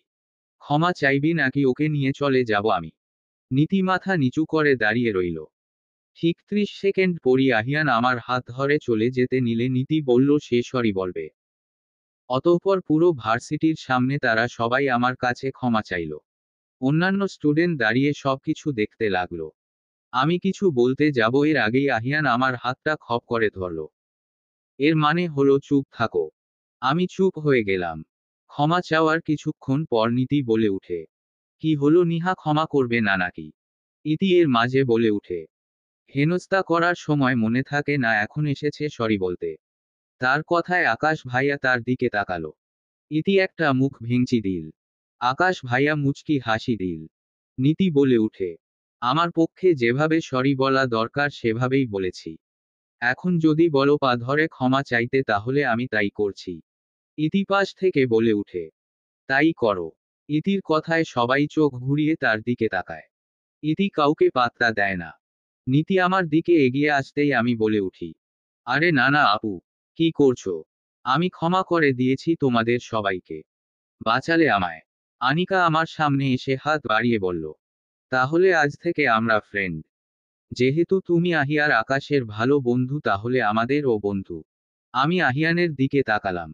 উনি বললেন, তোমার ইচ্ছা। আমি হেসে হাত বাড়িয়ে দিলাম। দুজনেই হাত মিলালাম। টিনা, নীতি তারাও হাত মিলাল। তবে নীতির হাসি আমাকে যেন অন্য কিছু বলছিল। কয়েকদিন পর মনে হচ্ছে আজকের সারা দিনটাই আমার ভালো যাবে। দিনের শুরু ভালো হলে নাকি সবকিছুই ভালো হয়। আর আমার সকাল শুরু হলো ভোরের আকাশ দেখে। চমৎকার ছিল এইটা। বাইকে করে চলে এলেন উনি। আমি সাথে সাথেই ব্যাগ নিয়ে বের হয়ে গেলাম। উনার বাইকে চড়ে বসলাম। দুজনেই একসাথে এলাম ভার্সিটিতে। আমাকে নামিয়ে দিয়ে উনি আবারও বাইক ব্যাক করলেন। আমি বলে উঠি, চলে যাচ্ছেন যে? আকাশের গাড়ি মাঝরাস্তায় খারাপ হয়ে গেছে। ওর কাছে যাচ্ছি। ও আচ্ছা। অতঃপর উনি চলে গেলেন। আমি একা একা এসে ক্লাসরুমে বসলাম। অপেক্ষা করছি ইতির। প্রায় অনেকক্ষণ বসে রইলাম এভাবে। ইতি এখনো আসেনি। হঠাৎ করেই ক্লাসে সিফাত এলো। সে ইশারায় আমাকে ডাকছিল। যদিও কয়েকদিন আগেই তার সাথে সবকিছু ঠিক হলো আমার। খুব ভালো ব্যবহার করেছে এ কদিন সে। আহিয়ান আমাকে বলেছে সিফাতকে সে তার ছোট ভাইয়ের মতো দেখে। আমি সিফাতের কাছে যেতেই সিফাত বলল, আহি ভাইয়া তোমায় ডাকছে। চলে এসেছেন উনি। হম। আমি ক্লাসরুম থেকে বের হলাম। আমার পেছনে পেছনে সিফাতও এলো। আমি সিঁড়ি বেয়ে নিচে নামতে যাব সিফাত বলে উঠে, আরে আরে নিচে কোথাও যাচ্ছ? উনি, ভাইয়া তো উপরে গেছেন। উপরে? হুম। সিফাতের কথা বিশ্বাস করে আমি সিঁড়ি বেয়ে উপরে উঠলাম। উপরের ক্লাসরুমগুলো বরাবর খালিই থাকে। সিফাত আমাকে কোনার রুমে চলে যেতে বলল। বলেই আবারও সিঁড়ির দিকে গেল। আমি ভেবেই নিলাম সিফাত সত্যি বলছে। তা না হলে আমাকে রেখে সে চলে যেত না। আমি হাঁটতে হাঁটতে কোনার রুমে চলে এলাম। রুমটা অন্ধকার নয়। বেশ আলো আছে এতে। আমি আহিয়ানকে ডাকতে ডাকতে রুমের ভেতরে চলে এলাম। ক্লাসরুমটা খুব বড়। পুরো ক্লাসরুম খুঁজেও তাকে না পেয়ে পিছনে ফিরতেই সিফাতকে দেখতে পেলাম। তাকে দেখেই ভয় আমি পিছিয়ে গেলাম। সে আমার কাছে আগাতে লাগলো। তার মুখের এক ধরনের হাসি দেখতে পাচ্ছি।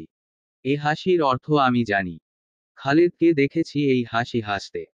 আমি তার পাশ দিয়ে পালানোর চেষ্টা করার সময় সে আমার হাত ধরে ফেলল। আমি তার হাত থেকে নিজের হাত ছাড়ানোর চেষ্টা করছি। সে আরো শক্ত করে আমার হাত ধরল। সিফাত কি করছো? সিফাত হেসে বলল, তোমার মতো বুদ্ধিমান মেয়ের কাছে এমন প্রশ্ন আশা করিনি। তুমি কি বুঝতে পারছো না কিছু? না পারছি না। তুমি আমার হাত কেন ধরেছ ছাড়ো। আমি তো শুধু হাত ধরলাম। কিন্তু আমার কাছে এই খবর কাছে আহিয়ান ভাইয়া নাকি রাত বেড়েতে তোমার বাসায়ও যায়। সিফাত, কি সব বলছো তুমি এসব? চিৎকার করে শক্তি অপচয় করে লাভ নেই। কেউ আসবে না। আর চিৎকার কেন করছো? তোমার জন্য অনেক ভালো অপশন এনেছি আমি। আমি ভ্রু কুঁচকে ওর দিকে তাকালাম। সিফাত আমার হাত ছেড়ে দিল। আমি বলে উঠি, অপশন? হ্যাঁ, এই ধরো আহিয়ান ভাইয়া তোমাকে যতটুকু দেয় তার চেয়ে বেশি আমি দেব। সিফাতের কথাগুলো আমার শরীরে কাটার মতো বিঁধতে লাগলো। হুট করেই একটা চড় মেরে দিলাম ওর গালে। সিফাত রক্তবর্ণ ধারণ করে আমার দিকে তাকিয়ে আছে। আমি মুখ চোখ শক্ত করে বলি, কি মনে হয় কি তোমার এত বাজে তোমার ভাবনা চিন্তাছি? কতটা নীচ তুমি? ও আচ্ছা তুমি করলে কিছু না আর আমি করলেই নীচ। আর একটা কথা বললে। কি করবে মারবে আমায়, চর মারবে? পুলিশে দেব তোমায় আমি। সিফাত জোরে জোরে হেসে বলল, আরে ডার্লিং এর আগে তুমি এখান থেকে তো যাও। তোমার মনে হয় তুমি আটকে রাখতে পারবে আমায়? কখনো না। তোমার ধারণা নেই আমি কি করতে পারি। বলেই আমার দিকে আগাতে লাগলো। আমি পিছনে যেতে যেতে বলি, তুমি কিন্তু এটা ঠিক করছো না সিফাত।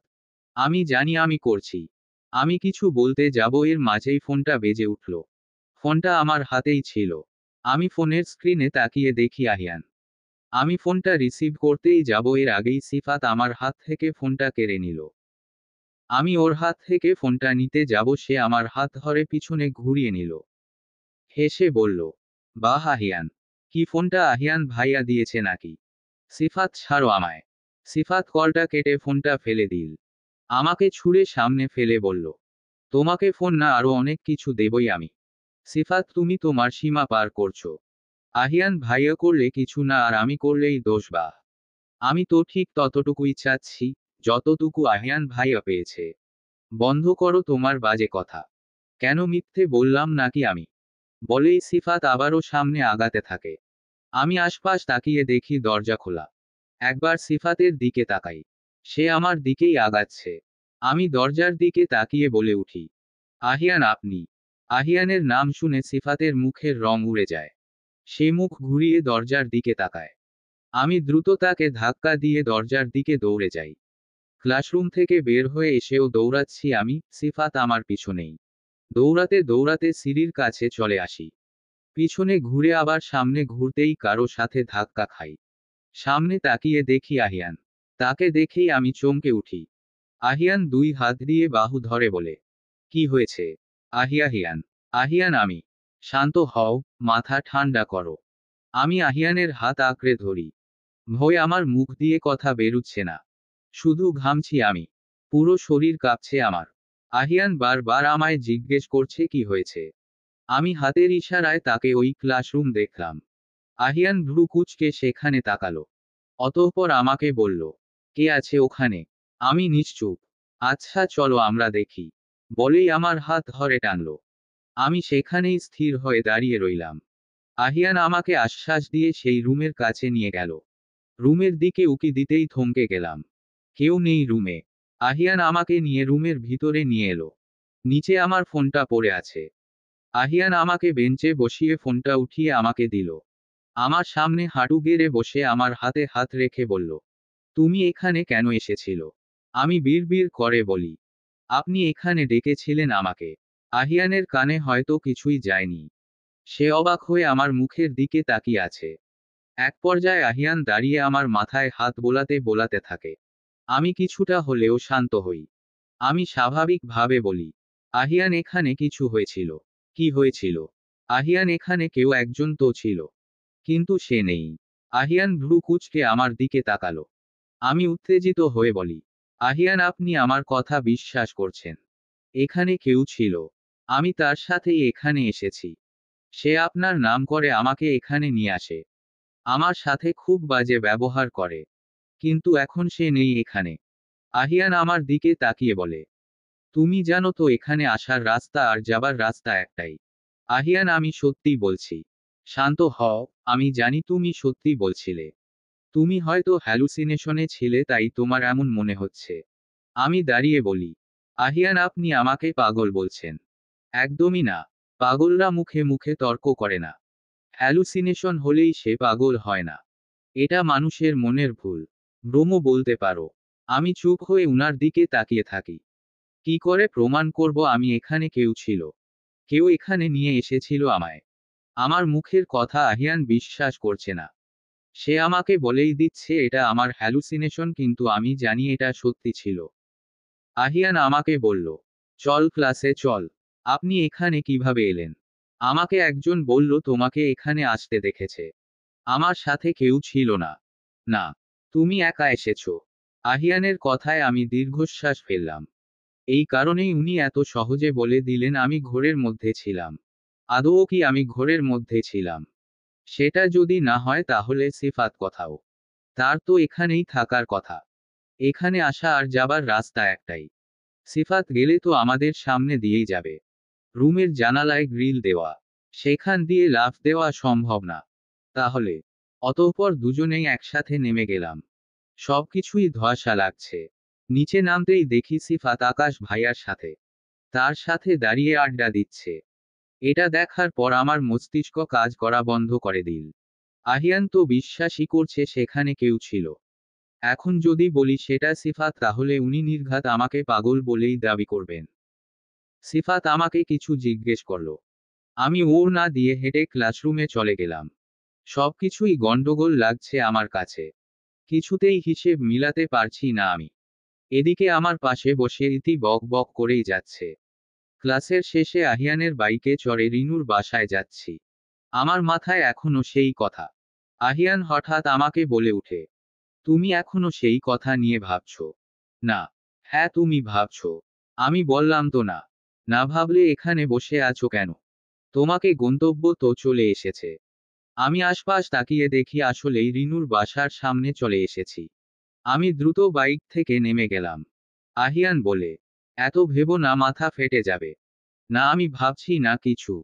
আচ্ছা, সন্ধ্যার সময় ওখানে দাঁড়াবো। না, দরকার নেই। কেন? আজ অর্ণ পড়বে না।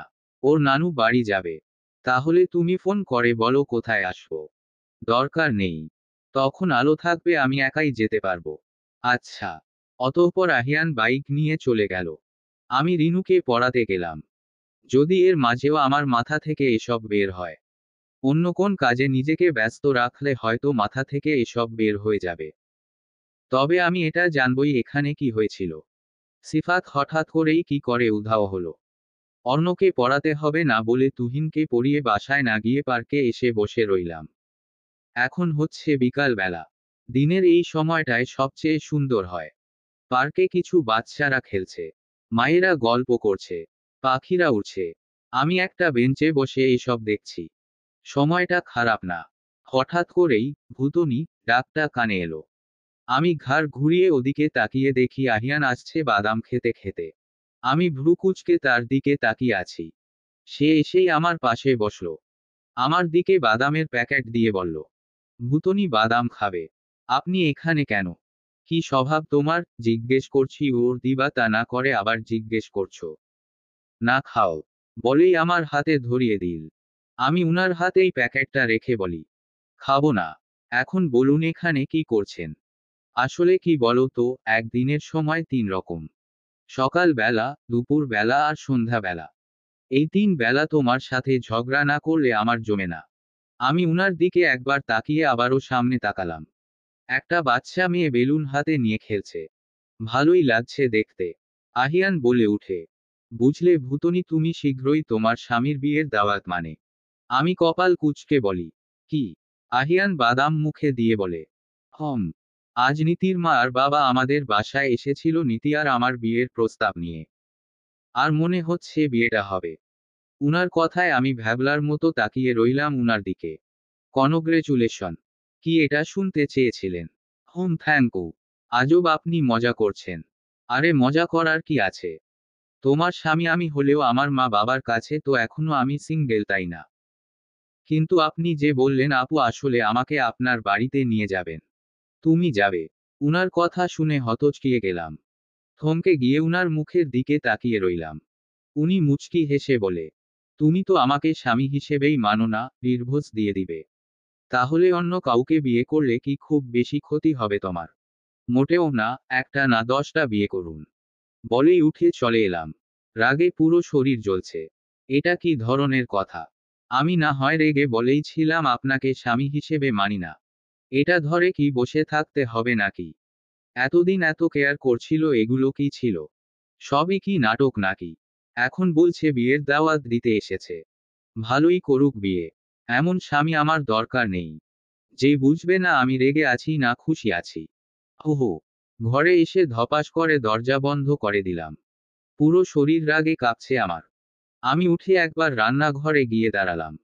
আচ্ছা, উনি কি এটাও বুঝেনি আমি রেগে ওখান থেকে চলে এসেছি? নাকি ভাবছে কোন কোন মেয়েকে বিয়ে করবে? বলেই তো এলাম 10টা বিয়ে করতে। নিশ্চিত মেয়ে ঠিক করছে বিয়ে করার জন্য। অনেকক্ষণ দাঁড়িয়ে রইলাম, উনি আর এলেন না। আমি উঠে বিছানায় ধপাস করে বসলাম। ফোনটা হাতে নিয়ে ভাবছি ফোন করব কিনা। করব ফোন নাকি করব না। একবার নাম্বারটা ডায়াল করে আবারও কেটে দিলাম। নিজের মনকেই বোঝাতে পারছি না কি করব। রেগে ফোনটাকেই ধপাস করে ফেলে দিলাম। বড় বড় শ্বাস নিচ্ছি। সন্ধ্যা নেমে আসছে। বাইরে থেকে আজানের ধ্বনি আমার কানে আসছে। আপুরা বলেছে আজ নাইট ডিউটি করবে, আসবে না। ঘরে কোন রান্না নেই, কিছু করতেই মন চাইছে না। বেশ মন খারাপ লাগছে। কি করে বললেন উনি নীতিকে বিয়ে করবেন? বেশ কান্না পাচ্ছে, চোখ দিয়ে অশ্রু গড়িয়ে পড়ছে। আমি কাঁদছি, কিন্তু কেন কাঁদছি, কষ্ট কেন পাচ্ছি আমি জানি না, তবে কাঁদতে বেশ ভালো লাগছে। এ সময় বৃষ্টি হলে বেশ ভালো হতো, তবে এখন বৃষ্টির মৌসুম নয়। কাঁদতে কাঁদতে কখন যে বিছানায় ঘুমিয়ে পড়েছি টের পাইনি। প্রায় অনেকক্ষণই ঘুমালাম আমি। ঘুম থেকে উঠি দেখি ভালোই রাত হয়েছে। এতক্ষণ ঘুমালাম কিভাবে? মাথায় হাত দিয়ে কিছুক্ষণ বসে থাকার পর মনে হলো মাথা ঝিম মেরে আছে। একটু চা খাওয়া দরকার। খিদেও পেয়েছে খুব। আমি উঠে ঝিমুতে ঝিমুতে রান্না ঘরে গেলাম। ঘরে বিস্কিট আছে, চা আর বিস্কুট খেয়ে নেই। খিদেও মিটবে, মাথা ব্যথাও কমবে। যেই ভাবা সেই কাজ। ঘরে চুলার পানি বসিয়ে দাঁড়িয়ে আছি। ঘর থেকে ফোনের টিং টিং শব্দ বাজছে। কেউ আমাকে স্মরণ করছে, কিন্তু আমার এখান থেকে উঠতে মন চাইছে না। রিং বাজতে বাজতে ফোন বন্ধ হয়ে গেল। আমি এখনো ঠাই দাঁড়িয়ে, আবারও ফোনের টিং টিং শব্দ বাজতে লাগলো। আমি এবার হেঁটে ঘরে এসে ফোন হাতে নিয়ে ধপাস করে বসলাম। উনি ফোন করেছেন। ফোনটা রিসিভ করে কানে নিয়ে বলি, বলুন। সালাম দিতে জানো না? হুম জানি। আসসালামু আলাইকুম হয়েছে। এখন বলুন ফোন কেন করেছেন? ফোন ধরছিলে না কেন? আপনি তো খুব অসভ্য মশাই। ফোন কেন করেছেন তা জানতে চাইছি, তা না বলে আবার জিজ্ঞেস করছেন। বলার আগেই ওপাশ থেকে বলল, এই রাখো তোমার লেকচার। দরজা খোল ঘরের। দরজার সামনে দাঁড়িয়ে থাকলে নকি করতে পারতেন। আমাকে আবার ফোন করলেন কেন? ওপাশ থেকে লাইন কেটে দেওয়ার শব্দ এলো। ফোন কেটে দিয়েছেন। কি ঝামেলা? আমি দরজা না খুলে রান্না ঘরে গেলাম। আমার আগে চা খেয়ে মাথা ঠান্ডা করা দরকার। পানি ফুটে এসেছে।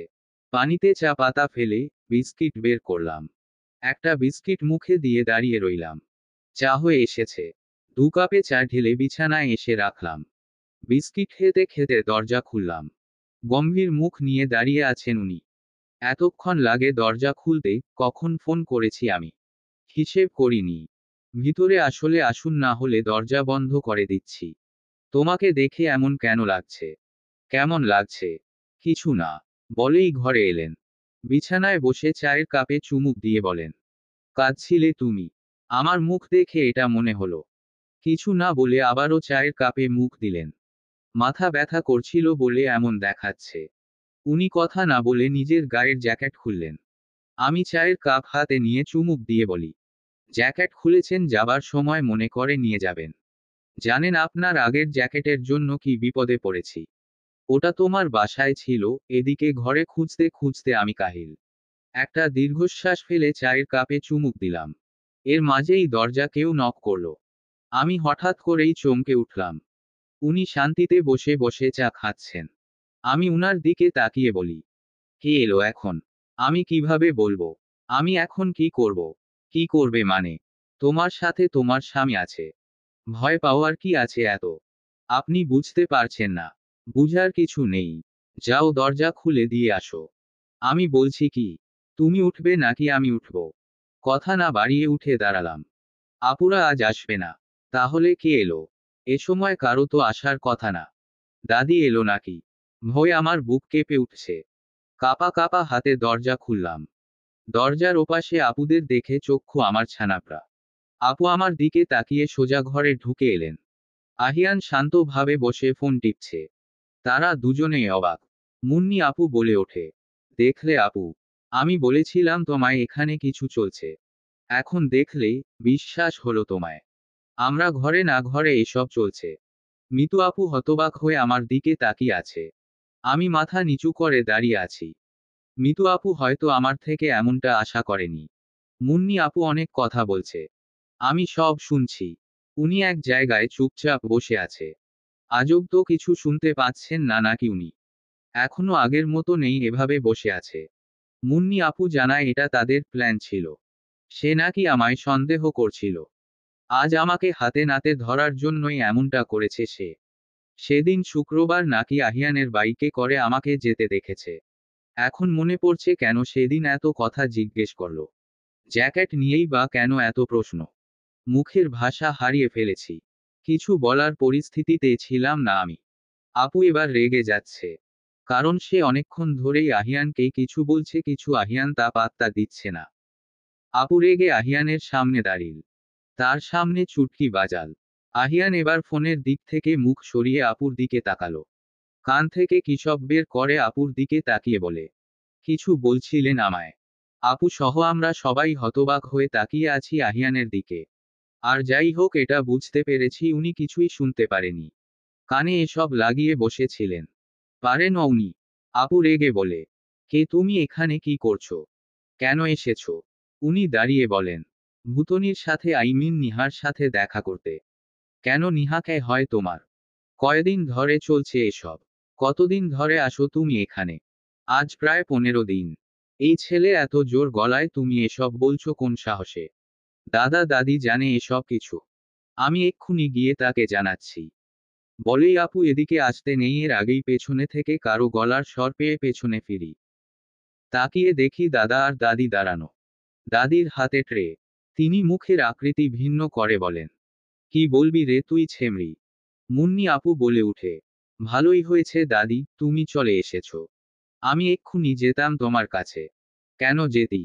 আর নিহাসর দেখি সামনে থেকে। এভাবে সামনে খাম্বার মতো কেন দাঁড়িয়ে আছিস? আমি আর মিতু আপু একটু সরে দাঁড়ালাম। দাদা দাদি দুজনেই ঘরে এলেন। আহিয়ানকে দেখে দুজনের মুখেই হাসি। দাদি ট্রেটা রেখে বলে, তুমি ছিলে বাবা, আর বলো না এই বুড়োকে কিচমিচ আনতে পাঠিয়েছিলাম। কিচমিচ আনতে গিয়ে বুড়ো নিজেই কিচমিচ হয়ে গেছে। এখন বলো পায়েসে কিচমিচ না দিলে কেমন লাগে খেতে? মুন্নি আপু অবাক হয়ে জিজ্ঞেস করে, দাদি তুমি চিনো একে? মরণ। কথা শোন ছেমরির। এটা তো আমার নাত জামাই। মিতু আপু বলে, তোমার কোন নাতনির? আমার নাতনি আবার কয়টালা? নিহা। নিহার জামাই। দাদির কথা শুনে আমার মাথায় আকাশ না ছাদটাই মনে হলো ভেঙ্গে পড়ল। কি সব বলছে? মুন্নি আপু বলে, ও নিহার হাজবেন্ড। তোর কানে কি সমস্যা নাকি, একবার বলি শুনিসনি? দেখি নিহা। বলেই আমার হাত টেনে মিতু আপুর বিছানায় বসাল।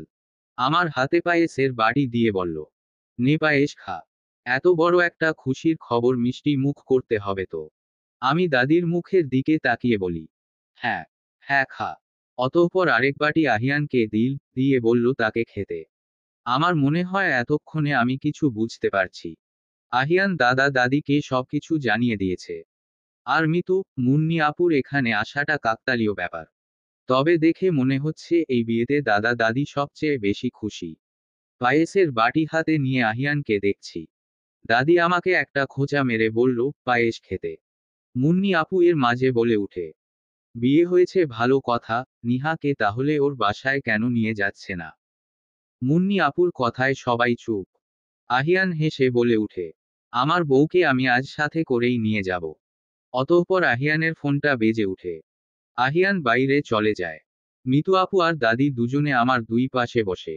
দুজনেই বলছে আহিয়ানের কথা। মুন্নি আপু এখান থেকে চলে যায়। দাদা বসে দুজনের কথা শুনছে। কার কথার কি ওর দেব না ভেবে শুধু মাথা নাড়ছি। কিছুক্ষণ বাদে একজনের প্রবেশ হলো ঘরে। আমি মাথা তুলে মেয়েটাকে দেখলাম। তাকে দেখেই দাঁড়িয়ে গেলাম। মেয়েটা দেখতে ভারী মিষ্টি। একটা কালো রঙের শাড়ি পরে আছে, শাড়ির উপরে একটা লেডিস জ্যাকেট। তবে মেয়েটাকে দেখতে খানিকটা আহিয়ানের মতো। পিছনেই প্রবেশ হলো আহিয়ানের। এখন আমি নিশ্চিত এটা আহিয়ানের বোন। গাড়িতে বসে আছি আমি। আমার পাশেই আহিয়ানের বড় বোন আয়ানা। ড্রাইভিং সিটের পাশে আহিয়ান বসা। একটু আগেই সবার থেকে বিদায় নিয়ে গাড়িতে উঠেছি আমি। আজই আহিয়ানদের বাসায় যাব। দাদা দাদি খুব কাঁদছিলেন আমাকে বিদায় দেবার সময়। মিতু আপুর মনও খুব খারাপ। মুন্নি আপুকে দূর থেকেই দেখেছি। উনি আর কাছে আসেনি। আয়ানা আপু এয়ারপোর্ট থেকে সোজা এখানে এসেছে আমাকে নিতে। একটু আগেও তার ছেলে ইয়ান ফোন করেছিল। কখন আসবে, দেখা করবে বলে ছটফট করছে সে। বলা বাহুল্য আয়ানা আপুর এমন ব্যবহার আমার প্রত্যাশার বাইরে ছিল। কোনোমতে তার থেকে এমন ব্যবহার আমি আশা করিনি। খুব ভালো মানুষ তিনি। আমাকে শুধু বারবার বলেই যাচ্ছে তার মা খুব ভালো। আমাকে দেখে অনেক খুশি হবে। তবে বাবা একটু রাগী। প্রথমে রেগে থাকবেন। তবে পরে তার রাগ কমে যাবে। পুরো রাস্তা জুড়েই তার এসব কথা শুনছিলাম। আয়ানা আপু নাকি বিশ্বাসই করেনি আহিয়ান আমাকে জোর করে বিয়ে করেছে। যদিও এই কথা আমি বলিনি, আহিয়ান নিজেই বলেছে। চৌধুরী ভবনের সামনে দাঁড়িয়ে আছি আমি আর আহিয়ান। দুজনেই দরজার সামনে দাঁড়ানো। আয়ানা আপু ভেতরে গেছেন। আমি আহিয়ানকে বলি, আপনি আজ এত কিছু করবেন আমাকে বলেননি কেন? উনি আমার দিকে তাকিয়ে বলে, সারপ্রাইজ। আমি উনার থেকে মুখ সরিয়ে নেই। উনি বলে উঠেন, কেন ভালো লাগেনি? টেনশন দিয়ে বলছেন সারপ্রাইজ। বলেই মুখ ঘুরিয়ে নেই। আচ্ছা ভূতনি, তোমার কি মনে হয় তোমাকে বাড়িতে ঢুকতে দিবে তো? আপনার কি মনে হয় আজ সারারাত দুজনকেই বাইরে রাখবে? যখন আমি ছোট ছিলাম তখন আব্বু বলেছিল আমি ভুল করলে আমাকে আর বাড়িতে ঢুকতে দিবে না। কত রাত ছিলেন এমন বাইরে? কখনো ছিলাম না। আপনি বলতে চান আপনি কখনো ভুল করেননি? ভূতনি কোথাকার! মানুষ ভুল না করে থাকে নাকি? তাহলে কখনো ধরা পড়িনি তাই আপু সব সময় বাঁচিয়ে ফেলেছি। আজও তাই করবে বলে ভাবছেন? হম। কিছুক্ষণ দাঁড়িয়ে থাকার পরই একজন ভদ্র মহিলা এলেন। আমি তাকে দেখে মাথা নিচু করে ফেলি। মহিলাটা আমার থিতুনিতে হাত রেখে মুখটা উঁচু করে তুলেন। অতঃপর মুচকি হেসে দিয়ে বলেন, নাম কি তোমার? আমি আহিয়ানের দিকে তাকাই। অতঃপর বলি, নিহা। বাহ, বেশ সুন্দর নাম তো। পেছনে থেকে আয়ানা আপু বলে উঠে, সুন্দর হবে না, দেখতে হবে তো কার পছন্দ। বলেই আহিয়ানের দিকে তাকায়। ভুল না করলে ইনি আহিয়ানের মা। আয়ানা আপুর পিছনে আরো কিছু মানুষ। তাদের সবার পরনে একরকমের পোশাক। মনে হচ্ছে তার সার্ভেন্ট। আহিয়ানের মা আমাদের দুজনকে বরণ করে বাড়ির ভিতরে প্রবেশ করালেন। আমাকে নিয়ে সোফায় বসানো হলো। ঘড়ির দিকে তাকিয়ে দেখি 1010 বাজে। অনেক বড় বাড়ি, তবে পুরো বাড়িটাই শান্ত। আহিয়ান উঠে নিজের ঘরে চলে গেল। আহিয়ানের মা আয়ানা আপুর মতোই, নাকি বলবো আয়ানা আপু তার মার মতো। দুজনেই খুব মিশুকে। তাদের সাথে কথা বলতে গেলে অস্থির লাগে না। মা হেসে অস্থির এটা জেনে আহিয়ান আমাকে জোর করে বিয়ে করেছে। তিনি এটা মেনেই নিতে পারছেন না।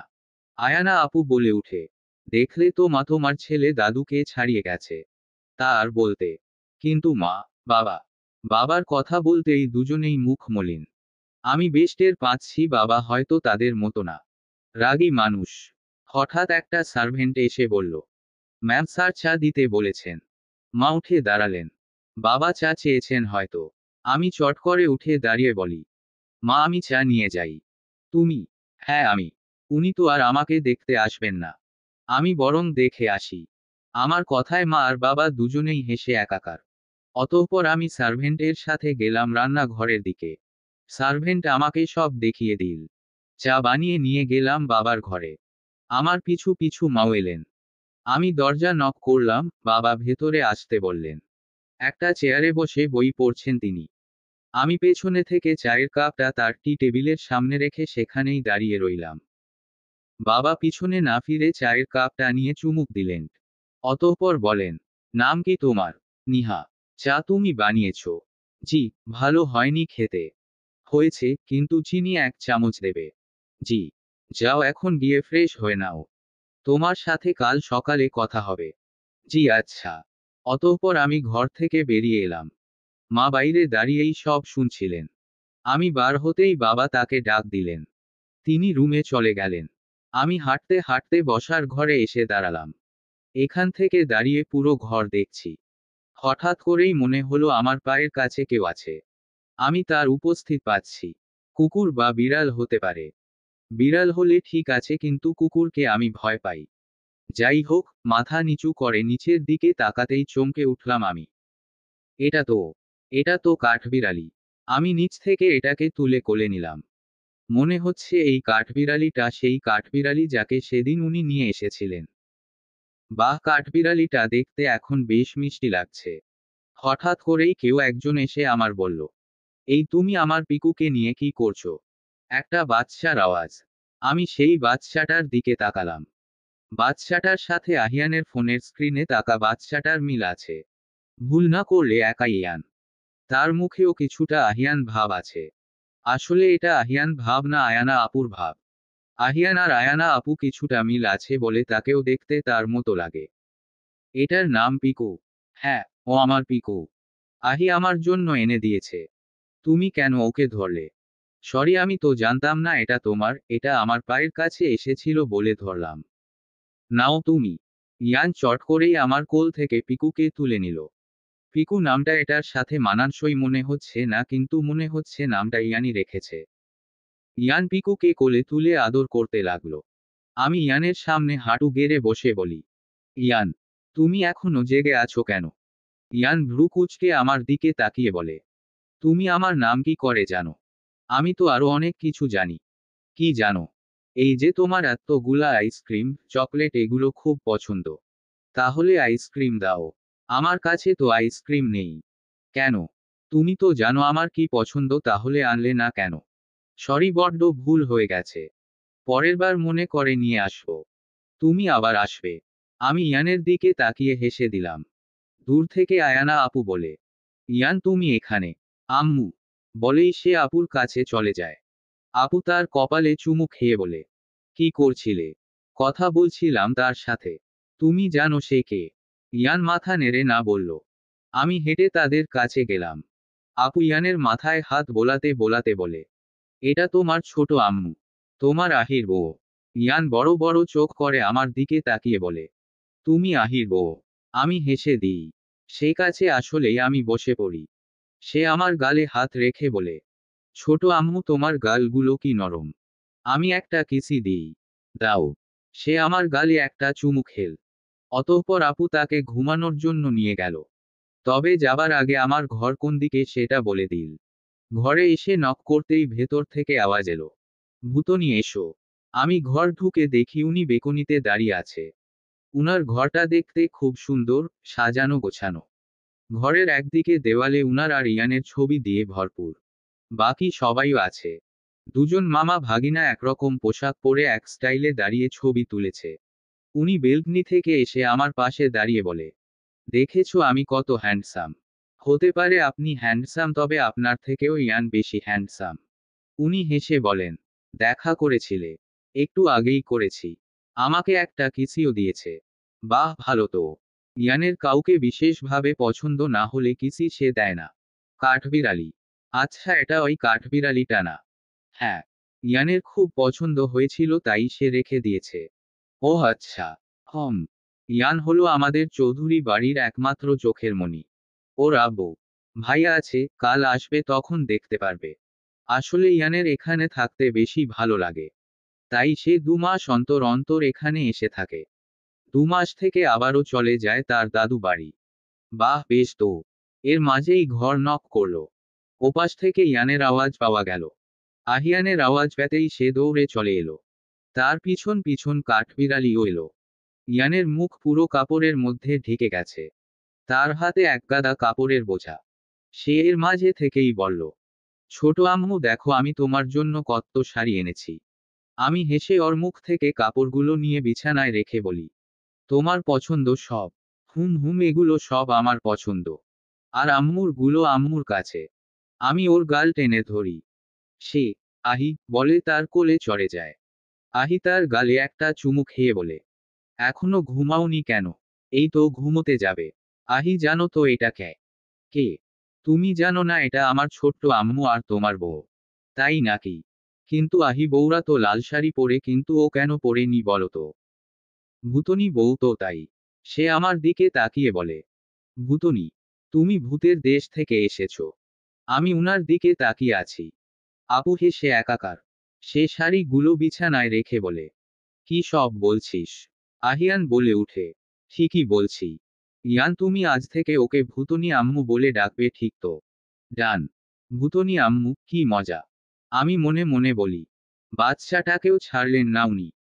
অতঃপর মুখ ফিরিয়ে সামনে তাকিয়ে দেখি কাঠবিড়ালিটা বিছানায় বসে আমাদের দিকে তাকিয়ে আছে। এটা দেখেই হেসে উঠি। ইয়ানকে ঘুম পাড়াবে বলে আপু ওকে নিয়ে চলে গেল। কিন্তু আমি জানি ইয়ান এখন আবারও বের হবে। ছোটাছুটি করবে। খুব চঞ্চল ও। আপু আমাকে এখান থেকে একটা শাড়ি পরতে বলল। কাল ভার্সিটিতে যেতে না করেছে। আমি মাথা নেড়ে শাড়িগুলো নিয়ে আলমারির কাছে গেলাম। দেখি সেখানে আগে থেকেই জায়গা করা। সেখানে শাড়িগুলো রেখে পেছনে ফিরে দেখি উনি নেই। গেল কোথায়? একটু আগেও তো এখানেই ছিল। হয়তো বাইরে গেছে। অতঃপর আমি ওয়াশরুমে গেলাম ফ্রেশ হবার জন্য। বের হবার পর দেখি উনি ঘরে। কোথায় গিয়েছিলেন? খাবার আনতে? খাওনি তো? নাও, খেয়ে নাও। আমি তাকিয়ে দেখি বিছানায় খাবার। বলে উঠি, আপনি খাবেন না? খাবো। খিদে পেয়েছে, বসো তুমি। অতঃপর দুজনেই একসাথে খেতে বসলাম। আমি প্লেটগুলো নিয়ে নিচে রেখে এলাম। উনি বিছানা ঠিক করছে। আমি দরজার দিকে তাকিয়ে বলি, আপনি কি সত্যি এত কাজের?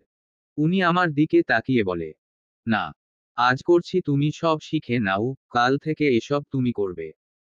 বুঝলে? আমি মুখ ভেঙচি দিয়ে খাটে এসে বসি। বিছানার ওদিকে তাকিয়ে বলি, আপনি এখানে ঘুমাবেন? না, ছাদে গিয়ে ঘুমাবো। কি ছাদে কেন? রুম তো আরো আছে। ভুতনি, এটা আমার রুম। আপনি বলতে চান আমি আর আপনি এক খাটে এক বিছানায়? উনি খানিকক্ষণ চুপ থেকে বলে, আচ্ছা চলো টস করি। কেমন টস? দুটো ছোট কাগজের টুকরে তোমার আর আমার নাম লিখব। যার নাম উঠবে সেই রুমে ঘুমাবে। আর আরেকজন গেস্ট রুমে। তাহলে টস করার কি আছে, আমি চলে যাচ্ছি গেস্ট রুমে। কিন্তু হিসেবে তো এই রুমটাও তোমার, সমান অধিকার আছে আমাদের। এত ভালো মানুষ কবে হলেন আপনি? আমি বরাবর ভালো মানুষ। আচ্ছা ওয়েট, আমি কাগজ আনছি। অতঃপর টস করে দেখা গেল আমার নাম উঠেছে। তাই হিসেব মতো আমি এই রুমে ঘুমাবো। আমি হেসে উনার দিকে তাকিয়ে বলি, বালিশ লাগবে নাকি? দেব। ঘুমাও তুমি তোমার বালিশ নিয়ে। আরে রাগ করছেন কেন? আইডিয়া তো আপনার। এখন হেরে গেলে আমি কি করতে পারো? উনি রেগে বাইরে চলে গেলেন। আবার ফিরেও এলেন। আমি উনার দিকে ভ্রু কুঁচকে তাকিয়ে আছি। উনি বলেন, বাইরে বাবা আছেন। এখন কি করবেন? দেখলেই তো জিজ্ঞেস করবে। বলেই ভ্রু নাচালাম। উনি হেঁটে আলমারির কাছে গেলেন। কিছু বালিশ আনলেন সেখান থেকে। অতঃপর বিছানার মাঝখানে দেওয়ালের মতো কিছু একটা করে ওপাশে বসে বলেন, ওটা তোমার রাজত্ব আর এটা আমার। আপনাকে বিশ্বাস কি? উনি আমার থেকে মুখ ঘুরিয়ে ওপাশে মুখ ঘুরিয়ে শুয়ে বলেন, গুড নাইট। লাইট নিভিয়ে ঘুমিয়ে পড়ো। অতঃপর লাইট নিভিয়ে আমি এপাশে শুয়ে পড়ি। শীতের একদম শেষের দিক এটা। তবুও কেমন জানি শীত শীত লাগছে। কম্বলটা ভালোমতো জড়িয়ে শুয়ে আছি অথচ ঘুম আসছে না। কেমন একটা নিস্তব্ধতা। নতুন ঘর, নতুন পরিবেশ, নতুন মানুষজন। এসবের সাথে আমাকেই মিলেমিশে থাকতে হবে। মেয়েদের জীবনটাই এমন, সবার সাথে তাকেই মিলেমিশে থাকতে হবে। এসবের জন্য সেই বাধ্য। তবুও সেদিকে দিয়ে আমি ভাগ্যবতী। আমার নতুন পরিবার খুব ভালো। ভোরে কিছু খুঁটিনাটি আওয়াজে আমার ঘুম ভেঙে গেল। ঘুম ঘুম চোখে সামনে তাকিয়ে দেখি উনি জুতার ফিতে বাঁধছে। আমার দিকে তাকিয়ে মুচকি হেসে বলে, গুড মর্নিং।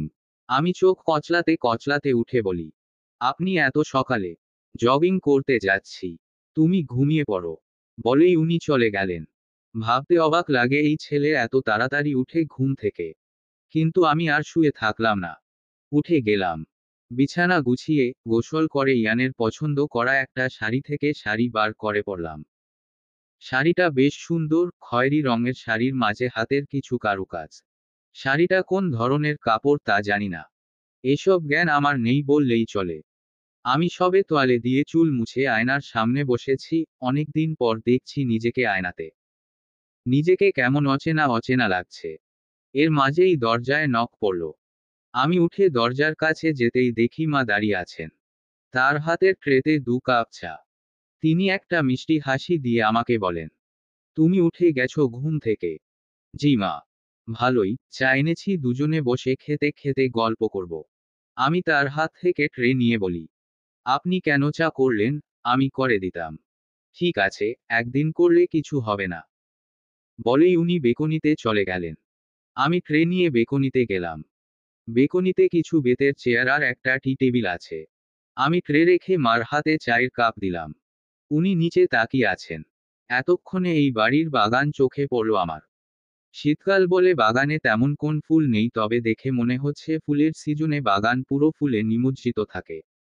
বাবা বাগানে দাঁড়িয়ে ব্যায়াম করছেন। মা চায়ের কাপে চুমুক দিয়ে কথা বলতে শুরু করলেন। বাবা যতক্ষণ ব্যায়াম করছিলেন ততক্ষণই গল্প করলেন। অতঃপর বাবা ঘরে ফিরতেই তিনিও চলে গেলেন। তার আর আমার গল্প বেশিরভাগই আহিয়ান আর আয়ানা আপুকে নিয়ে। তাদের ছেলেবেলার কাহিনী। আমি বেলকনিতেই দাঁড়িয়েছিলাম। সময়টা উপভোগ করছি, তবে মনে হচ্ছে আমার এখন নিচে যাওয়া উচিত। তাই করলাম। নিচে নেমে এলাম। সার্ভেন্ট সবাই সকালের খাবার বানাতে ব্যস্ত। আমিও তাদের সাথে হাত লাগলাম। কাজ করতে শুরু করেছি, বেশিক্ষণ হয়নি, এর মাঝেই মা চলেন। আমাকে টেনে বসার ঘরে এনে বলেন, তোমার কোন কাজ করা লাগবে না, এর জন্য মানুষ আছে বাড়িতে। কিন্তু মা, রাখো তো। অতঃপর তিনি আমার হাত টেনে একটা বক্স থেকে চুড়ি বের করলেন। চুড়িগুলো আমার হাতে পরিয়ে দিয়ে বলেন, এটা আহির দাদির। আহির বউ আর আয়ানার জন্য বানিয়েছিল। আয়ানারটা সে পড়ছে, তবে এটা তোমার, বুঝলে। আমি চুড়িগুলোর দিকে তাকিয়ে মাথা নাড়লাম। চুড়িগুলো দেখতে বেশ সুন্দর। মা জিজ্ঞেস করলেন চুড়িগুলো পছন্দ হয়েছে কিনা। আমি বলে উঠি, খুব সুন্দর, খুব পছন্দ হয়েছে। মা হেসে আমার মাথায় হাত রাখেন। এর মাঝেই আহিয়ান চলে আসে। মা তাকে বলেন কমা ফ্রেশ হয়ে ব্রেকফাস্ট করতে আসতে। উনি মাথা নেড়ে উপরে চলে যান। মা আমাকে উপরে যেতে বলে চলে যায়। আমি উপরে এসে দেখি উনি ঘরে নেই। মনে হচ্ছে শাওয়ার নিতে গেছে। কিন্তু আমার এখন করণীয় কি? কি করব? ভাবতে লাগলাম। ভাবতে ভাবতে উনার টেবিলের দিকে গেলাম। সারি সারি বই সাজানো। বই ধরছেন বলে মনে হচ্ছে না। শুধু সাজানোর জন্যই এনে রেখেছেন। একটা বই হঠাৎ চোখে পড়ল আমার। বইটা হাতে নিয়ে দেখি তাতে লেখা, কৃষ্ণপক্ষ, কবি হলেন হুমায়ুন আহমেদ। হুমায়ুন আহমেদ, হ্যাঁ, উনার লেখা একটা বই পড়েছিলাম দিনের শেষে। গল্পটা বেশ সুন্দর ছিল। এটাও হয়তো অনেক সুন্দর হবে। উনি বের হলেন। একটা কালো রঙের টি শার্ট আর কালো রঙের জিন্স পরা। তোয়ালে দিয়ে মাথা মুছতে মুছতে বের হয়েছেন। আমি উনার দিকে তাকিয়ে আছি। উনি আমার দিকে তাকিয়ে বলেন, এই উপন্যাসটা খুব সুন্দর, পড়ে দেখ। আপনি পড়েছেন এটা? হুম। বলেই উনি বিছনায় এসে বসলেন। বইটা পড়ার জন্য খুলতেই সার্ভেন্ট এসে জানালো নিচে আমাদের ডাকছে। আমরা সবাই খাবার টেবিলে বসে আছি। আহিয়ানের এক পাশে আমি, আরেক পাশে ইয়ান। সেই ইয়ানকে খাওয়াচ্ছে। আমার পাশেই আয়ানা আপু। মা আর বাবা বসেছে একসাথে। খাবার খেতে খেতে বাবা কিছু কথা জিজ্ঞেস করেন আহিয়ানকে। আহিয়ানও ওর দিতে থাকে। কথাগুলো এমন ছিল, আমি নীতির বাবাকে গতকাল কল করে না জানিয়ে দিয়েছে। হুম। তারা কারণ জানতে চেয়েছে। আমি কথা বলবো না, দরকার নেই, আমি বলেছি তাদের দুপুরের খাবারের জন্য আমন্ত্রণ জানিয়েছি। বিয়ের কথা বলনি। বলেছি, কিন্তু খোলাসা করে কিছুই বলিনি। বাসায় আসলে তখন বলবো। তুমি আর নিহা দুজনেই এই দুদিন বাসায় থাকবে। আচ্ছা। নিহার পড়ালেখা চলবে কিন্তু। হুম। নিহার মা আর বাবাকে আজই আনার ব্যবস্থা করো। আচ্ছা। নিহা, জি বাবা। এখন এই বাড়ির বউ তুমি, তোমার মা বাবা এখানে থাকলে তাদের যেন কোনো অসুবিধা না হয়, এটা তুমি খেয়াল রাখবে। জি আচ্ছা। অতঃপর আপুর সাথে অফিসের ব্যাপারে কিছু কথা বলে খাবার শেষে উঠে চলে গেলেন। আমি বুঝতেই পারলাম না তিনি রেগে আছেন না খুশি আছেন। আয়ান আপুও অফিসের জন্য চলে গেলেন। ইয়ানকে এখনো স্কুলে ভর্তি করানো হয়নি, তাই সে ঘরেই থেকে গেল। আহিয়ান আমাকে বলল আজ বিকালে তার সব বন্ধুদের বলবে আসতে বাড়িতে। আমি বেশ বুঝতে পারছি একটা ঝড় আসতে চলেছে এই বাড়ির উপর। সারাদিন ইয়ানের পিছনেই দৌড়েই কেটে গেল আমার। দুপুরে সে আর আমি বাগানে দৌড়াদৌড়ি করছি, আর আমাদের সাথে পিকুও। এর মাঝে একটা গাড়ি ঢুকলো বাড়িতে। গাড়িটা এত জোরে এলো সে ইয়ান ভয় পেয়ে আমার কাছে চলে গেল।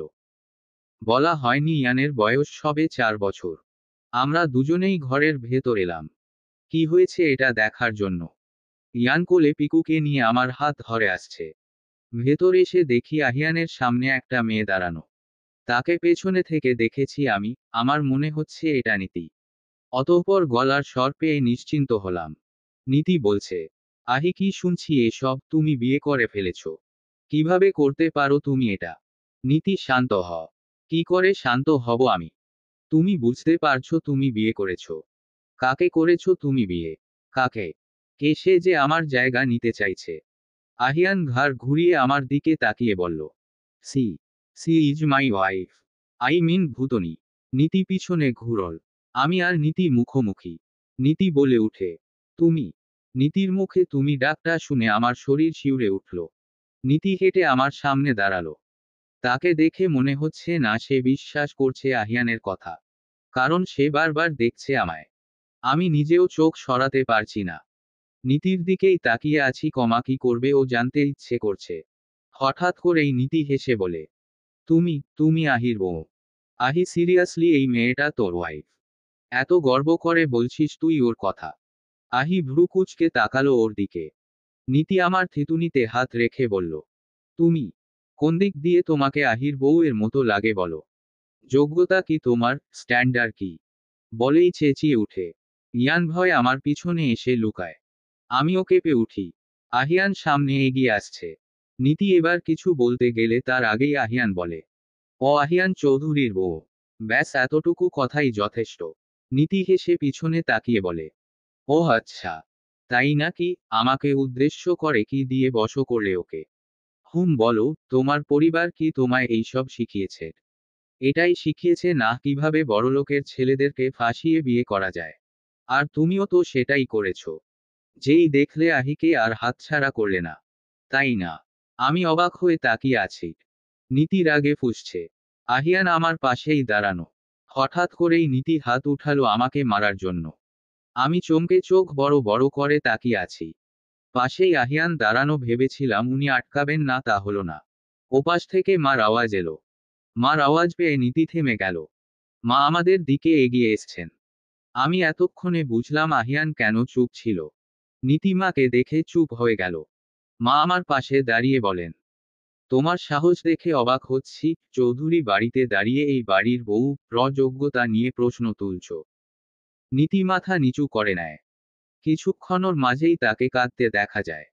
নীতি কাঁদতে কাঁদতে বলে, আন্টি, আপনি এখন এইভাবে কথা বলছেন আমার সাথে? এতটাই পর আমি? মা এবার রুদ্ধ স্বরে বলে, তোমাকে আমি নিজের মেয়ের চেয়ে কম ভালোবাসি না। কিন্তু তুমি আজ যা করছিলে তা আমার মেয়ে করলে এতক্ষণে তাকে আমি বাড়ি থেকে বের করে দিতাম। ভুলে যাবে নিহা আমার আহির বিবাহিতা স্ত্রী। আহি নিজে বিয়ে করেছে ওকে। এটা নিয়ে তুমি প্রশ্ন তোলার কে? নীতি নিঃশব্দে কাঁদছে। আমি মাকে দেখছি, উনার রূপ যে এমন হতে পারে এ সম্পর্কে আমার কোন ধারণা ছিল না। মা আবারও বলেন, তুমি আজ যা করতে চাইছিলে তা আহির বাবা জানতে পারলে কি হবে জানো? আমি এটাই বুঝতে পারছি না, তোমার এত সাহস হয় কি করে নীতি? তুমি নিহার গায়ে হাত তুলতে চাইছিলে। নিজেকে এতটা নীচ প্রমাণ করলে তুমি। নীতি মার সামনে দাঁড়িয়ে কাঁদতে কাঁদতে বলে, আইম সরি আন্টি, রেগেছিলাম, বুঝতে পারিনি। কিন্তু আন্টি, আপনিও তো জানতেন আমি আহিকে কতটা ভালোবাসি। মার গলা এবার শীতল হলো। শীতল গলায় বলেন, এটা কারো অজানা নয়, কিন্তু একতরফা ভালোবাসা কখনো দীর্ঘস্থায়ী হয় না নীতি। আমার আহি তোমাকে ভালোবাসে না। সে নিহাকে ভালোবাসে আর তাকেই বিয়ে করেছে। এই নিয়ে তাকে আমি কিছু বলতে পারি না। মার কথা শুনে আমি আহিয়ানের দিকে তাকালাম। আহিয়ানও আমার দিকে তাকিয়ে আছে। দুজনের চোখেই বিস্ময়। নীতি এবার কাঁদতে কাঁদতে মাকে জড়িয়ে ধরল। মা ওকে সান্ত্বনা দেবার জন্য মাথায় হাত বোলাচ্ছেন। বুঝলাম আমার শাশুড়ি যেমন রসিক আর নরম মানুষ তেমন কঠোরও। যখন যেটার দরকার হয় তখন সেটাই করে। মা আমাকে বলেন নীতির জন্য পানি নিয়ে আসতে। অতঃপর নীতিকে নিয়ে সোফায় বসেন। আমি রান্নাঘরে যাচ্ছি, আহিয়ান আসছে আমার পিছু পিছু। ইয়ান এখনো আমার পিছনে শাড়ির আঁচল ধরে আছে। আহিয়ান ইয়ানকে কোলে তুলে নিল। আহিয়ান তার সাথে কথা বলছে, ইয়ান হয়তো ভয় পেয়ে গেছে। আমি পানির গ্লাস নিয়ে আবারও মার কাছে গেলাম। মা আমার থেকে পানির গ্লাস নিয়ে নীতিকে খাইয়ে দিল। সে এখানো কাঁদছে। মা তাকে থামাচ্ছেন। আমি তাদের পাশেই বসে আছি। আহিয়ান ইয়ানকে কোলে নিয়ে ঘোরাঘুরি করছে। আর কেঁদো না, শান্ত হও। আন্টি, কি করে শান্ত হব? না চাইলেও হতে হবে, এখন আর কিছু করার নেই। আহিয়ান কি করে পারলো এমনটা করতে? গতকালই তো মা বাবা এসে বিয়ের কথা বলল আর তখনই সে বিয়ে করে নিল। না, আহিয়ান তখন বিয়ে করেনি। নীতি কিছুক্ষণের জন্য চুপ হয়ে গেল। অতঃপর বলল, তাহলে বিয়ে হয়েছে আজ তো প্রায় 15 দিন হয়ে গেল। নীতি অবাক হয়ে আমার মুখের দিকে তাকিয়ে রইল। আমি ঠিক কি করব বুঝে উঠতে পারছি না। মা বলেন, নীতি, যা হয়েছে ভুলে যাও। এখন আর কিছু করার নেই। নীতির কান্না এখন থেমে গেল। আমি পাশেই বসেছিলাম। নীতি এখন ঠিক কি ভাবছে আমি তা চিন্তা করছিলাম। এটাই তো, কেন এতদিন সব সময় আহিয়ান আমার সাথে থাকতো। শুধু আমার জন্য তাদের সবার সাথে কেন ঝগড়া করলো? সে হয়তো দুইয়ে দুইয়ে চার করার চেষ্টা করছে। ভেবেছিল এমন চলতে থাকলে সে আর আহিয়ানকে পাবে না, তাই বিয়ের প্রস্তাব পাঠিয়েছিল। এমনটা কি হতে পারে না? পারে। আমার ধারণা এটাই হয়েছিল। হঠাৎ করেই হাতে কারো ছোঁয়া পেয়ে ঘোর কাটল। তাকিয়ে দেখি ইয়ান। আমি ওর গালে হাত রেখে বলি, কিছু বলবে? ইয়ান মাথা নাড়ল। আমি ওর মুখের দিকে তাকিয়ে বলি, খিদে পেয়েছে। ইয়ান আবারও মাথা নাড়ল। ঘড়ির দিকে তাকিয়ে দেখি 2টো বাজে। এ সময় ওর খিদে পাওয়াটা স্বাভাবিক ব্যাপার। বাবা হয়তো একটু পরেই চলে আসবে। তার সাথে নীতির মা আর বাবাও। তাদের দুপুরের খাবারের জন্য বাবা ইনভাইট করেছিল। নীতি হয়তো আহিয়ানের বিয়ের কথা শুনে রেগে আগেই চলে এসেছে। বাইরে গাড়ি থামার আওয়াজ পেলাম। মা উঠে দরজার সামনে গেলেন। নীতির মা আর বাবা এসেছে। নীতিকে সোফায় বসে থাকতে দেখে তিনি দৌড়ে এলেন। আমি উঠে দাঁড়ালাম। তারা দুজনেই তাদের মেয়েকে নিয়ে খুব চিন্তিত। তার সাথে মাও। চিন্তা আমারও হচ্ছে, শুধু একজনই চিন্তা মুক্ত, আর সে হলো আহিয়ান। রান্নাঘরে দাঁড়িয়ে দাঁড়িয়ে আপেল খাচ্ছে আর এখানকার কারখানা দেখছে। অদ্ভুত এক লোক বটে। গাড়ির আওয়াজ আবারও এলো। বাবা এসেছেন। মা আমাকে বললেন ঘরে যেতে।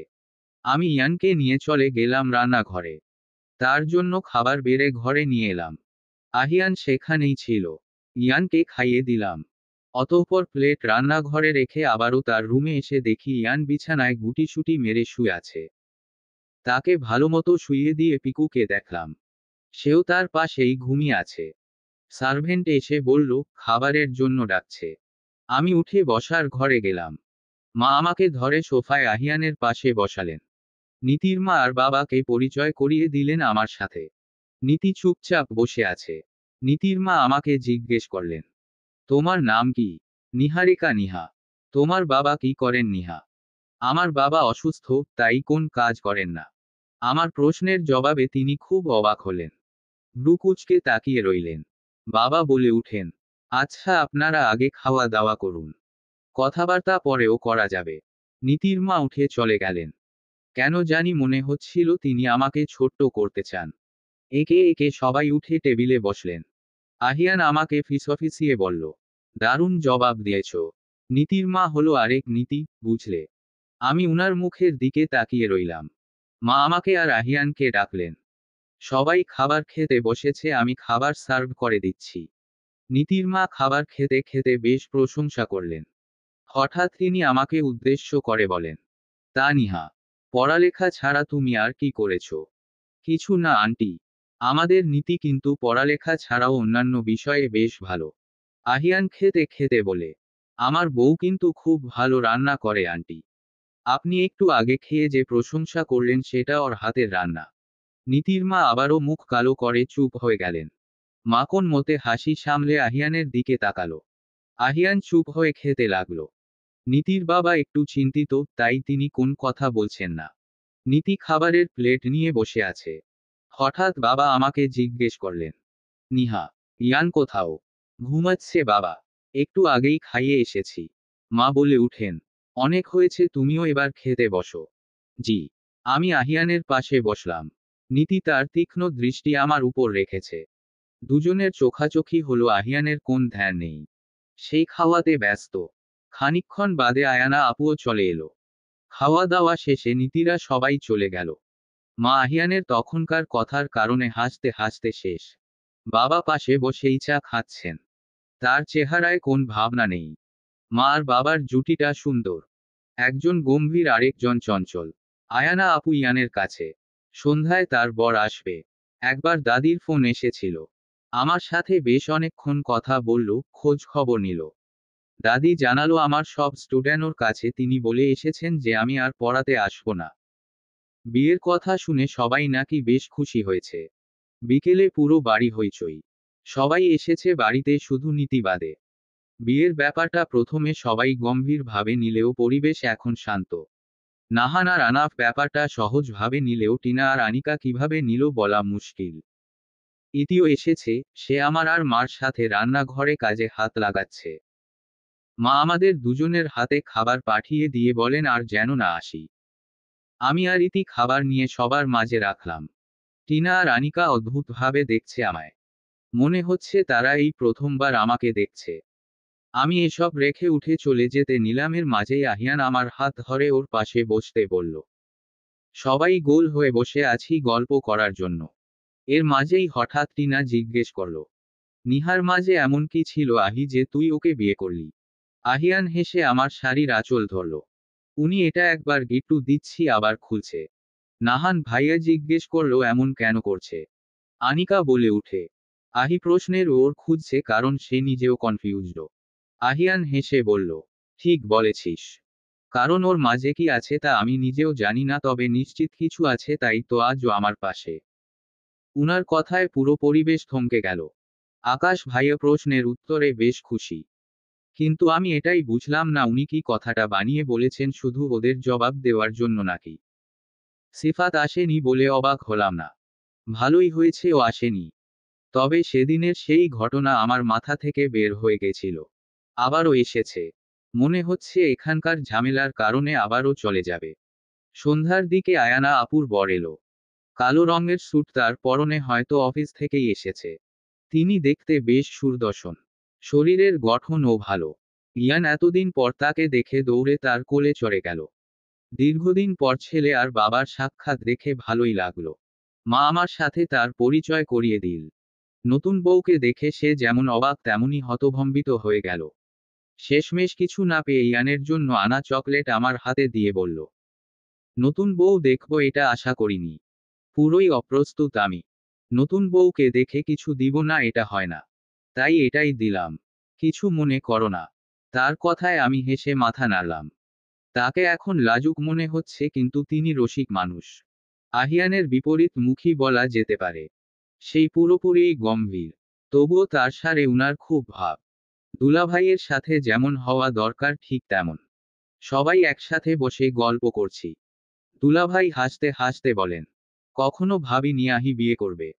এটা একদম অবাস্তব বলে মনে হচ্ছে। আয়ানা আপু হেসে বলল, চুপ করুন, এভাবে বলবেন না। ইয়ান বলে উঠে, আমার ভূতনি আম্মুকে তুমি কি বলছো? অবাক হয়, ভূতনি আম্মু? আপু হেসে বলে, এটা তোমার শ্যালকের দেওয়া নাম। নিহাকে সে ভূতনি বলে ডাকে, তার সাথে এখন তোমার ছেলেও যুক্ত হয়েছে। দুলাভাই আহিয়ানের দিকে তাকিয়ে বলে, সে আনিকু নাম। আহিয়ান একটু ভাব নিয়ে, আমি মানুষটাই ইউনিক দুলাভাই। দুলাভাই আপু আর ইয়ানকে নিয়ে চলে গেলেন। মনটা খুব খারাপ হয়ে গেল। ইয়ান ছিল বলে সময় চলে যেত, কিন্তু এখন সে নেই। কিন্তু ইয়ান তার পিকুটাকে আমার কাছে দিয়ে গেল। যাক, সময় কাটানোর জন্য একটা ভালো বন্ধু পেলাম। আহিয়ান গতকালই লোক পাঠিয়েছিল আম্মু আর আব্বুকে আনার জন্য। সকালের দিকেই তারা চলে এসেছে। তাদের সাথে চাচাও এসেছে। মা তাদের খুব ভালোভাবেই আপ্যায়ন করেছেন। দেখে খুব ভালো লেগেছে, উনি তাদের সাথে মিশে গেছেন। সন্ধ্যাবেলা বাবাও তাদের সাথে খুব ভালো ব্যবহার করলেন। তাদের যত্নের কোন ত্রুটি হতে দিলেন না। যথাসম্ভব আপ্যায়ন করলেন। আব্বুর চিকিৎসার জন্য একজন ডাক্তার ওর সাথে কথাও বললেন। রাতে আম্মু এসে আমার পাশে বসলেন। অনেকদিন পর মা আর মেয়ে একসাথে বসেছি। গল্প করলাম বেশ অনেকক্ষণ। মা গল্প করতে করতে কেঁদে দিলেন। আব্বুর সাথে দেখা করতে রুমে গিয়ে দেখি তার বিছানার পাশে আহিয়ান বসে আছে। তারা গল্প করছিল। আমি আব্বুর পাশে বসে গল্প করলাম খানিকক্ষণ। দেখতে দেখতে এক সপ্তাহ পার হয়ে গেল। গতকালই আম্মু আর আব্বু চলে গেছেন। মা তাদের যেতে দিতে চাইলেন না, তবুও তারা চলে গেলেন। এর মাঝে গতকালই টায়ানা আপুর শ্বশুর শাশুড়ি এসেছিলেন। তাদের সাথেও পরিচয় হলো আমার। তাদের বর্ণনা দুলাভাইয়ের ন্যায়। তারাও আমাকে বেশ সহজভাবেই মেনে নিয়েছে। সবার এত ভালোবাসা পেয়ে এখন মনে হচ্ছে পৃথিবীতে একমাত্র সুখী মানুষ শুধুই আমি, যে কিনা এত ভালো একটা পরিবার পেয়েছি। আজ খুব ভোরে ঘুম থেকে উঠলাম। চোখ কচলাতে কচলাতে পাশে তাকিয়ে দেখি আহিয়ান আমার দিকে তাকিয়ে আছে। নিজের চোখের ভুল মনে করে আমি বড় বড় করে চোখ উনার দিকে তাকিয়ে আছি। আহিয়ান আমার গাল টেনে বলে, এভাবে তাকিয়ে আছো কেন? গালে হাত দিয়ে বলি, এটা আসলেই আপনি? না ভূত আছে তোমার সামনে? মারলেন কেন আমায়? কি বড় অপবাদ, কখন মারলাম তোমায়? আমি গাল হাত দিয়ে খাট থেকে নেমে বলি, দেখুন সকাল সকাল আপনার সাথে ঝগড়ার করার কোন ইচ্ছা নেই আমার। না হলে সারাদিন এই ঝগড়ার মাঝেই কাটবে। তোমার সাথে ঝগড়া আমার এভাবেও লাগবে, এর জন্য কোন দিন টিন ঠিক করতে হবে না। আপনি আজ ব্যায়াম করতে যাননি, বসে আছেন কেন এখনো? আমি বসে নেই, একটু পরেই যাব। আজ তুমি তাড়াতাড়ি ঘুম থেকে উঠেছ। মাথা চুলকাতে চুলকাতে ঘড়ির দিকে তাকালাম। আসলেই আমি তাড়াতাড়ি উঠেছি। গতকাল তাড়াতাড়ি ঘুমানোর কারণেই আজ তাড়াতাড়ি উঠে পড়েছি। মুখ তোয়ালে দিয়ে মুছে সামনে তাকিয়ে দেখি উনি আয়নার দিকে তাকিয়ে চুল আঁচড়াচ্ছেন। এত সাজগোজের কি আছে, যাচ্ছেন তো ব্যায়াম করতে। তোমার কেন জ্বলছে সেটাই বুঝতে পারছি না। আজব, আমার কেন জ্বলবে? এই একটা কথা মনে পড়ল। অতঃপর আমার দিকে তাকিয়ে তোমার কেন জ্বলে রে বন্ধু, তোমার কেন জ্বলে? বলেই ফিক করে হেসে দিলেন। আমি বিরক্ত হয়ে উনার দিকে তোয়ালে ছুঁড়ে মারি। উনি হাসতে হাসতে চলে যান। আমি উঠে বেলকনির কাছে এসে দাঁড়ালাম। উনি বের হলেন। উনার সাথে আরো দুজন আছেন। একটা সবুজ রঙের হুডি আর কালো রঙের ট্রাউজার পরা তিনি। উনি দৌড়ে বাইরে চলে যাচ্ছেন। যতক্ষণ উনাকে দেখা যায় ততক্ষণই দাঁড়িয়ে দেখলাম আমি উনাকে। অতঃপর কুয়াশার মাঝে মিলিয়ে গেলেন উনি। একটা দীর্ঘশ্বাস ফেলে চলে এলাম বেলকনি থেকে। কৃষ্ণপক্ষ উপন্যাসটা নিয়ে বসেছি, এর সাথে এক কাপ চা, সময়টা মন্দ নয়। গল্প পড়তে শুরু করেছি, কয়েক পৃষ্ঠা পড়ার পরই উনার গলার আওয়াজ পেলাম। ভূতনি ভূতনি বলে ষাঁড়ের মতো চেঁচাচ্ছেন উনি। বইটাও শান্তিতে পড়তে দিবেন না। আমি উঠে দাঁড়ানোর সাথে সাথে উনি ঘরে এলেন। দুই হাত বাহুতে গুজে বলি, চেঁচামেচি করছিলেন কেন? চেঁচামেচি কোথাও করলাম, তোমাকে ডাকলাম। ফাজলামি করছেন। এটাকে ডাক বলে? কাকে দেখেছেন এভাবে ডাকতে? উনি উকি দিয়ে পেছনে তাকিয়ে বলে, বই পড়ছিলে না, এজন্যই আমার ডাক শুনতে পাওনি। আমি প্রথমে খুব সুন্দর করে ডেকেছিলাম, কিন্তু তুমি সাড়া দাওনি, তাই জোরে জোরে ডাকলাম। পুরো মিথ্যে কথা। সকালটাই শুরু করলো মিথ্যে দিয়ে। উনি মোটেও আমাকে ভালোভাবে ডাকেনি। তবুও আমি বলে উঠি, আচ্ছা তাই। বলুন কি বলে ডাকছিলেন? বউ বলে ডাকছিলাম। ঠিকমতো মিথ্যে বলতে শিখুন। বলেই আবার পড়তে বসলাম। উনি আমার সামনে দাঁড়িয়ে বলেন, কতটুকু পড়লেন? অল্পই পড়েছি, ওই যে বিয়ের পর নিজ বাড়িতে এসে অরু মুহিবের জন্য যে চিঠি লিখে সেটা অবধি। এতক্ষণে এতটুকু? আপনি কি মনে করেন আপনি যাবার পর বসেছিলাম? না শাওয়ার নিয়েছো, তোমার চুল এখনো ভেজা? আমি একটা দীর্ঘশ্বাস ফেলে আবারও পড়তে বসলাম। উনি ফ্রেশ হবার জন্য ওয়াশরুমে যেতে নিবেন তখনই বলে উঠি, এই গল্পটার মাঝে আপনার আর আমার একটা সূক্ষ্ম মিল আছে কিন্তু। কেমন? এই যে তারা পালিয়ে বিয়ে করে। আমরা পালিয়ে বিয়ে করেছিলাম। না, কিন্তু পরিবারকে না জানিয়ে করেছি তেমন। আর আছে। হ্যাঁ, আরেকটা আছে। বাসর রাতের দিন মুহিব যেমন মরার মতো ঘুমায় আর অরু সারারাত জেগে থাকে, এখানে আমার ক্ষেত্রেও তাই হয়েছে। আপনিও বিয়ের প্রথম রাতে ট্রেনে বসে ঘুমিয়েছিলেন আর আমি সারারাত জেগেছিলাম। কিন্তু অরু তোমার মতো মুহিবকে রেখে চলে যায়নি, তুমি চলে গেছো এটা বললে না। খানিকক্ষণ তাকিয়ে থেকে একটা মুখ ভেঙচি দিয়ে আবারও পড়ায় মনোযোগ দিলাম। উনি ফ্রেশ হয়ে এসে হুট করেই আমার বইটা কেড়ে নিলেন। এটা কি হলো? আমার এখনো পড়া শেষ হয়নি। তুমি পড়ছো না, আমাদের মাঝে মিল খোঁজার চেষ্টা করছো। এসব বাদ দাও। এই না দিন তো, এটা শেষ করব। বই নিয়ে আমার মাথায় বাড়ি মেরে। ইস, প্রেম ভালোবাসা নিয়ে কি ইন্টারেস্ট। লাস্ট কবে পড়ার বই ধরেছিলে? 1 সপ্তাহ, না 8 দিন, 9 দিন? ভূতনি একটা। বই শেষ কবে ধরেছে তাও মনে নেই। এত বড় বড় কথা কেন বলছেন? আপনি শেষ কবে নিজের বই ধরেছিলেন? এক্সামের সময়, আমার খুব ভালো মনে আছে। আপনি বই দিবেন না? না, একটু পর ভার্সিটির জন্য বের হবে, তখন আমি নিচে তোমার জন্য দাঁড়িয়ে থাকতে পারবো না। যাও এখন থেকেই সাজগোজ করো গিয়ে। বলেই উনি বই নিয়ে চলে গেলেন। আমিও রেগে ঘর থেকে বের হয়ে যাচ্ছিলাম। উনি জানে আমি তেমন কোন সাজগোজ করি না, তবুও এই কথা কেন বললেন? জ্বালানোর জন্য আর কি। হুট করেই শাড়ির আঁচল টান খেল। আমি পিছনে ফিরতে ফিরতে বলি, এখন তুই আবার কেন আটকালি? অতঃপর সামনে তাকিয়ে চমকে উঠি। দেখি উনি দাঁড়ানো। বলে উঠি, আপনি চলে যে যাচ্ছ, একবারও জানতে চেয়েছিলে তখন কেন তোমাকে ডেকেছি? কেন ডেকেছি? চা আনার জন্য। ঘন লিকার করে আমার জন্য 1 কাপ চা নিয়ে আসবে। আর কিছু জনাব? না, এরপর ব্রেকফাস্ট করব। যাও এবার। শাড়ির আঁচলটা ছাড়ুন। আচ্ছা, কথাটা কি মুখে বলতে পারতেন না? শাড়ির আঁচল ধরে বলা লাগলো। আমি তোমাকে ডাকলেই তো তোমার কাছে মনে হয় আমি চেঁচাচ্ছি, তাই এখন থেকে এটাই করব। শাড়ির আঁচল ধরে টানব। বোকা বোকা বুদ্ধি যৎসব। বলেই চলে এলাম। একদম যুক্তি ছাড়া কথাবার্তা। আর এমন সব যুক্তি দেন যা কোন যুক্তির কাতারেই পড়ে না। ভার্সিটিতে যাবার জন্য আমার নাকি লেট হবে, না তা হলো না, তবে উল্টোটা ঠিকই হলো। গাড়ির কাছে এসে দাঁড়িয়ে আছি অথচ উনার কোন খবর নেই। এত সাজগোজ করা লাগে উনার, এমনই তো সুন্দর। কি এত মাখেন উনি, উনার গায়ের রং লাল ফর্সা, তবে চোখ দুটি খুব সুন্দর, আমার দেখতে বেশ ভালো লাগে। এছাড়া সবার মতোই দুটি হাত আর দুটি পা আছে। বিশেষত্ব কি উনার? কেন কোন মেয়ে উনার প্রেমে পড়বে? আচ্ছা ভাবা যাক, উনার চেহারা দেখে। হ্যাঁ, সেটা দেখে যে কোন মেয়েই প্রেমে পড়বে, তেমনই সুদর্শন তিনি। আর আর কি? আচ্ছা, কোন মেয়ে উনার কানের নিচে ঘাড়ের কাছে তিলটা দেখে কি প্রেমে পড়বে? জানি না। উনার স্বভাব বড়ই অদ্ভুত। যখন কথা বলে না তো বলেই না, আর যখন বলে তখন থামতেই চায় না। কোন গুরুতর বিষয়ও উনার কাছে তুচ্ছ। আর তুচ্ছ বিষয় তো আরোই তুচ্ছ। কোন মেয়ে উনার এই স্বভাবের কারণে কি উনার প্রেমে পড়বে? অপেক্ষা করতে করতে মহারাজের দেখা পেলাম। বেশ পরিপাটি হয়ে এসেছেন। তবে হ্যাঁ, আজ তার চোখে সানগ্লাস আছে। উনার এই সানগ্লাসটা নজর কাড়ল আমার। কিন্তু ব্যাপার কি, আজ এত সাজগোজ কেন? তাকিয়েই থাকবে না, গাড়িতে গিয়ে বসবে। আমি উঠে গাড়িতে গিয়ে বসলাম। একটা হালকা গোলাপি রঙের শাড়ি পরা আমি। শাড়ির কারুকাজও বেশ হালকা। সব সময়ের মতো আজও আমি। পার্থক্য শুধু এতটুকু, আজ আমার চোখে কাজল। উনি গাড়িতে বসে গাড়ি স্টার্ট দিলেন। আমি হুট করে বলি উঠি, আজ এত সাজগোজ কেন করেছেন? সাজগোজ কোথায় করলাম?